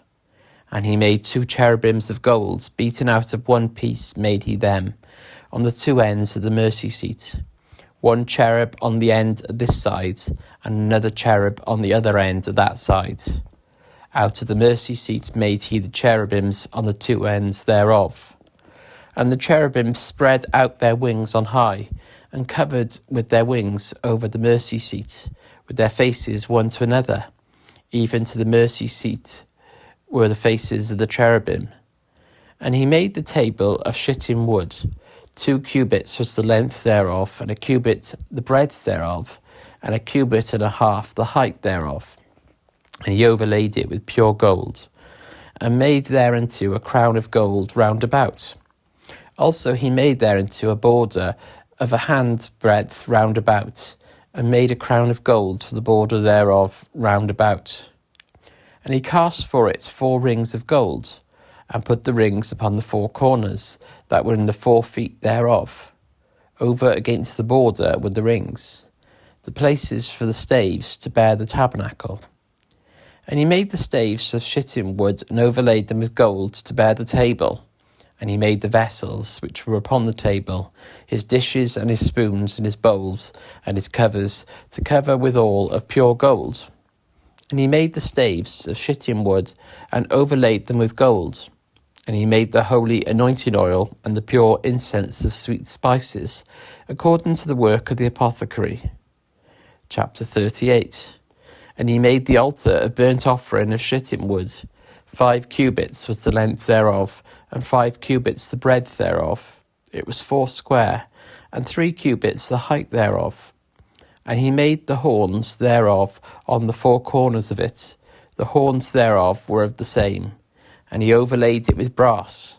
And he made all the vessels of the altar, the pots and the shovels and the basins, and the flesh hooks and the fire pans. All the vessels thereof made he of brass. And he made for the altar a brazen grate of network under the compass thereof, beneath and to the midst of it. And he cast 4 rings for the 4 ends of the grate of brass, to be places for the staves. And he made the staves of shittim wood, and overlaid them with brass. And he put the staves into the rings on the sides of the altar, to bear it withal. He made the altar hollow with boards. And he made the lava of brass, and the foot of it of brass, of the looking glasses of the women assembling, which assembled at the door of the tabernacle of the congregation. And he made the court on the south side southward. The hangings of the court were of fine twined linen, 100 cubits. Their pillars were 20, their brazen sockets 20. The hooks of the pillars and their fillets were of silver. And for the north side the hangings were 100 cubits. Their pillars were 20, and their sockets of brass 20. The hooks of the pillars and their fillets of silver. And for the west side were hangings of 50 cubits, their pillars 10, and their sockets 10. The hooks of the pillars and their fillets of silver. And for the east side eastward 50 cubits. The hangings of the one side of the gate were 15 cubits, their pillars 3, and their sockets 3. And for the other side of the court gate, on this hand and that hand, were hangings of 15 cubits, their pillars 3, and their sockets 3. All the hangings of the court round about were of fine twined linen, and the sockets of the pillars were of brass, the hooks of the pillars and their fillets of silver, and the overlaying of their chapiters of silver. And all the pillars of the court were filleted with silver, and the hanging for the gate of the court was needlework of blue and purple and scarlet, and fine twined linen, and 20 cubits was the length, and the height in the breadth was 5 cubits, answerable to the hangings of the court. And their pillars were 4, and their sockets of brass 4, their hooks of silver, and the overlaying of their chapiters and their fillets of silver. And all the pins of the tabernacle and of the court round about were of brass. This is the sum of the tabernacle, even of the tabernacle of testimony, as it was counted, according to the commandment of Moses, for the service of the Levites, by the hand of Ithamar, son to Aaron the priest. And Bezaleel, the son of Uri, the son of Hur, of the tribe of Judah, made all that the Lord commanded Moses. And with him was Aholiab, son of Ahisamach, of the tribe of Dan, an engraver, and a cunning workman, and an embroider in blue, and in purple, and in scarlet, and fine linen. All the gold that was occupied for the work in all the work of the holy place, even the gold of the offering, was 29 talents, and 730 shekels, after the shekel of the sanctuary. And the silver of them that were numbered of the congregation was 100 talents, and 1,760 shekels, after the shekel of the sanctuary. A bekah for every man, that is, half a shekel, after the shekel of the sanctuary, for every one that went to be numbered, from 21 years old and upward, for 600,000 and 3,550 men. And of the 100 talents of silver were cast the sockets of the sanctuary, and the sockets of the veil, and 100 sockets of the 100 talents, a talent for a socket. And of the 1,775 shekels he made hooks for the pillars, and overlaid their chapiters and filleted them. And the brass of the offering was 70 talents, and 2,400 shekels. And therewith he made the sockets to the doors of the tabernacle of the congregation, and the brazen altar, and the brazen grate for it, and all the vessels of the altar, and the sockets of the court round about, and the sockets of the court gate, and all the pins of the tabernacle, and all the pins of the court round about. Chapter 39. And of the blue and purple and scarlet they made cloths of service, to do service in the holy place, and made the holy garments for Aaron, as the Lord commanded Moses. And he made the ephod of gold, blue, and purple, and scarlet, and fine twined linen. And they did beat the gold into thin plates, and cut it into wires, to work it in the blue, and in the purple, and in the scarlet, and in the fine linen, with cunning work. They made shoulder pieces for it, to couple it together. By the 2 edges was it coupled together. And the curious girdle of his ephod, that was upon it, was of the same according to the work thereof, of gold, blue, and purple, and scarlet, and fine twined linen, as the Lord commanded Moses. And they wrought onyx stones enclosed in pouches of gold, graven as signets are graven, with the names of the children of Israel. And he put them on the shoulders of the ephod, that they should be stones for a memorial to the children of Israel, as the Lord commanded Moses. And he made the breastplate of cunning work, like the work of the ephod, of gold, blue, and purple, and scarlet, and fine twined linen. It was 4 square. They made the breastplate double. A span was the length thereof, and a span the breadth thereof, being doubled. And they set in it 4 rows of stones. The first row was a sardius, a topaz, and a carbuncle. This was the first row. And the second row, an emerald, a sapphire, and a diamond. And the third row, a ligure, an agate, and an amethyst. And the fourth row, a beryl, an onyx, and a jasper. They were enclosed in pouches of gold in their enclosings. And the stones were according to the names of the children of Israel, 12 according to their names, like the engravings of a signet, every one with his name, according to the 12 tribes. And they made upon the breastplate chains at the end, of wreathen work of pure gold. And they made 2 pouches of gold and the 2 gold rings, and put the 2 rings in the 2 ends of the breastplate. And they put the 2 wreathen chains of gold in the 2 rings on the ends of the breastplate. And the 2 ends of the 2 wreathen chains they fastened in the 2 pouches, and put them on the shoulder pieces of the ephod before it. And they made 2 rings of gold, and put them on the 2 ends of the breastplate, upon the border of it, which was on the side of the ephod inward.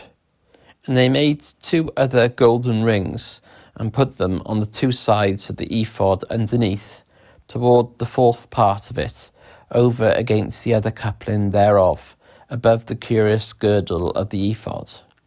And they did bind the breastplate by his rings unto the rings of the ephod, with a lace of blue, that it might be above the curious girdle of the ephod, and that the breastplate might not be loosed from the ephod, as the Lord commanded Moses. And he made the robe of the ephod of woven work, all of blue. And there was an hole in the midst of the robe, as the hole of an habergeon, which a band round about the hole, that it should not rend. And they made upon the hems of the robe pomegranates, of blue and purple and scarlet, and twined linen. And they made bells of pure gold, and put the bells between the pomegranates upon the hem of the robe, round about between the pomegranates. A bell and a pomegranate, a bell and a pomegranate, round about the hem of the robe to minister in, as the Lord commanded Moses.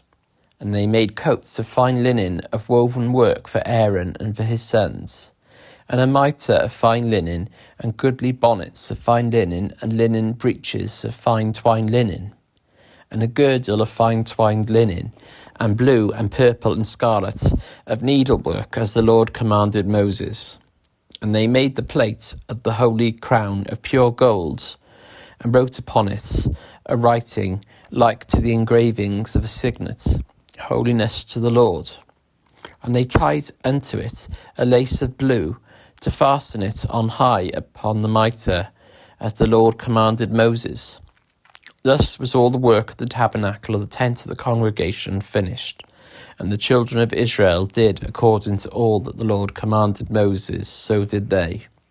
And they brought the tabernacle unto Moses, the tent and all his furniture, his taches, his boards, his bars, and his pillars, and his sockets, and the covering of rams' skins dyed red, and the coverings of badgers' skins, and the veil of the covering, the ark of the testimony, and the staves thereof, and the mercy seat, the table, and all the vessels thereof, and the showbread, the pure candlestick with the lamps thereof, even with the lamps to be set in order, on all the vessels thereof, and the oil for light, and the golden altar, and the anointing oil, and the sweet incense, and the hanging for the tabernacle door, the brazen altar and his grate of brass, his staves and all his vessels, the lather and his foot, the hanging to the court, his pillars and his sockets, and the hanging for the court gate, his cords and his pins, and all the vessels of the service of the tabernacle for the tent of the congregation,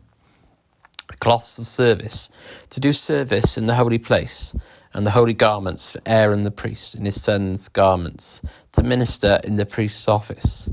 According to all that the Lord commanded Moses, so the children of Israel made all the work. And Moses did look upon all the work, and behold, they had done it as the Lord had commanded. Even so had they done it, and Moses blessed them. Chapter 40. And the Lord spake unto Moses, saying, On the first day of the first month shalt thou set up the tabernacle of the tent of the congregation.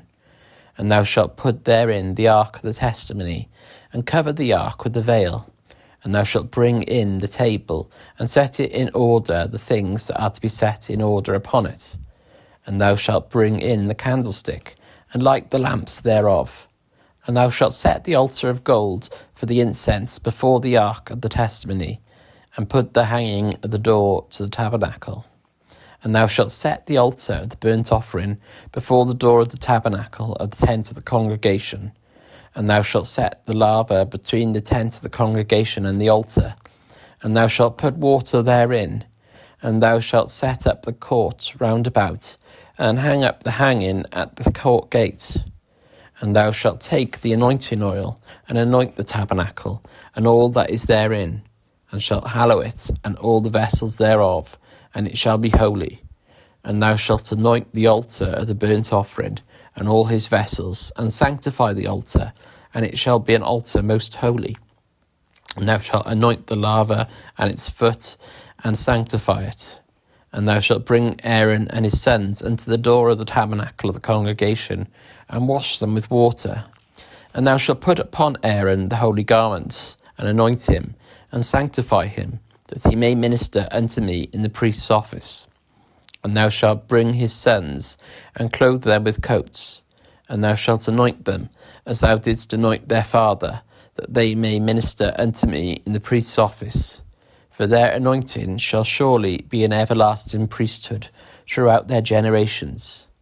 Thus did Moses according to all that the Lord commanded him, so did he. And it came to pass, in the first month in the second year, on the first day of the month, that the tabernacle was reared up. And Moses reared up the tabernacle, and fastened his sockets, and set up the boards thereof, and put in the bars thereof, and reared up his pillars. And he spread abroad the tent over the tabernacle, and put the covering of the tent above upon it, as the Lord commanded Moses. And he took and put the testimony into the ark, and set the staves on the ark, and put the mercy seat above upon the ark. And he brought the ark into the tabernacle, and set up the veil of the covering, and covered the ark of the testimony, as the Lord commanded Moses. And he put the table in the tent of the congregation, upon the side of the tabernacle northward, without the veil. And he set the bread in order upon it before the Lord, as the Lord had commanded Moses. And he put the candlestick in the tent of the congregation, over against the table, on the side of the tabernacle southward. And he lighted the lamps before the Lord, as the Lord commanded Moses. And he put the golden altar in the tent of the congregation before the veil. And he burnt sweet incense thereupon, as the Lord commanded Moses. And he set up the hanging at the door of the tabernacle. And he put the altar of burnt offering by the door of the tabernacle of the tent of the congregation, and offered upon it the burnt offering and the meat offering, as the Lord commanded Moses. And he set the laver between the tent of the congregation and the altar, and put water there to wash withal. And Moses and Aaron and his sons washed their hands and their feet thereat, when they went into the tent of the congregation, and when they came near unto the altar they washed, as the Lord commanded Moses. And he reared up the court round about the tabernacle and the altar, and set up the hanging at the court gate. So Moses finished the work. Then a cloud covered the tent of the congregation, and the glory of the Lord filled the tabernacle. And Moses was not able to enter into the tent of the congregation, because the cloud abode thereon, and the glory of the Lord filled the tabernacle. And when the cloud was taken up from over the tabernacle, the children of Israel went onward in all their journeys. But if the clouds were not taken up, then they journeyed not till the day that it was taken up. For the cloud of the Lord was upon the tabernacle by day, and fire was on it by night, in the sight of all the house of Israel, throughout all their journeys.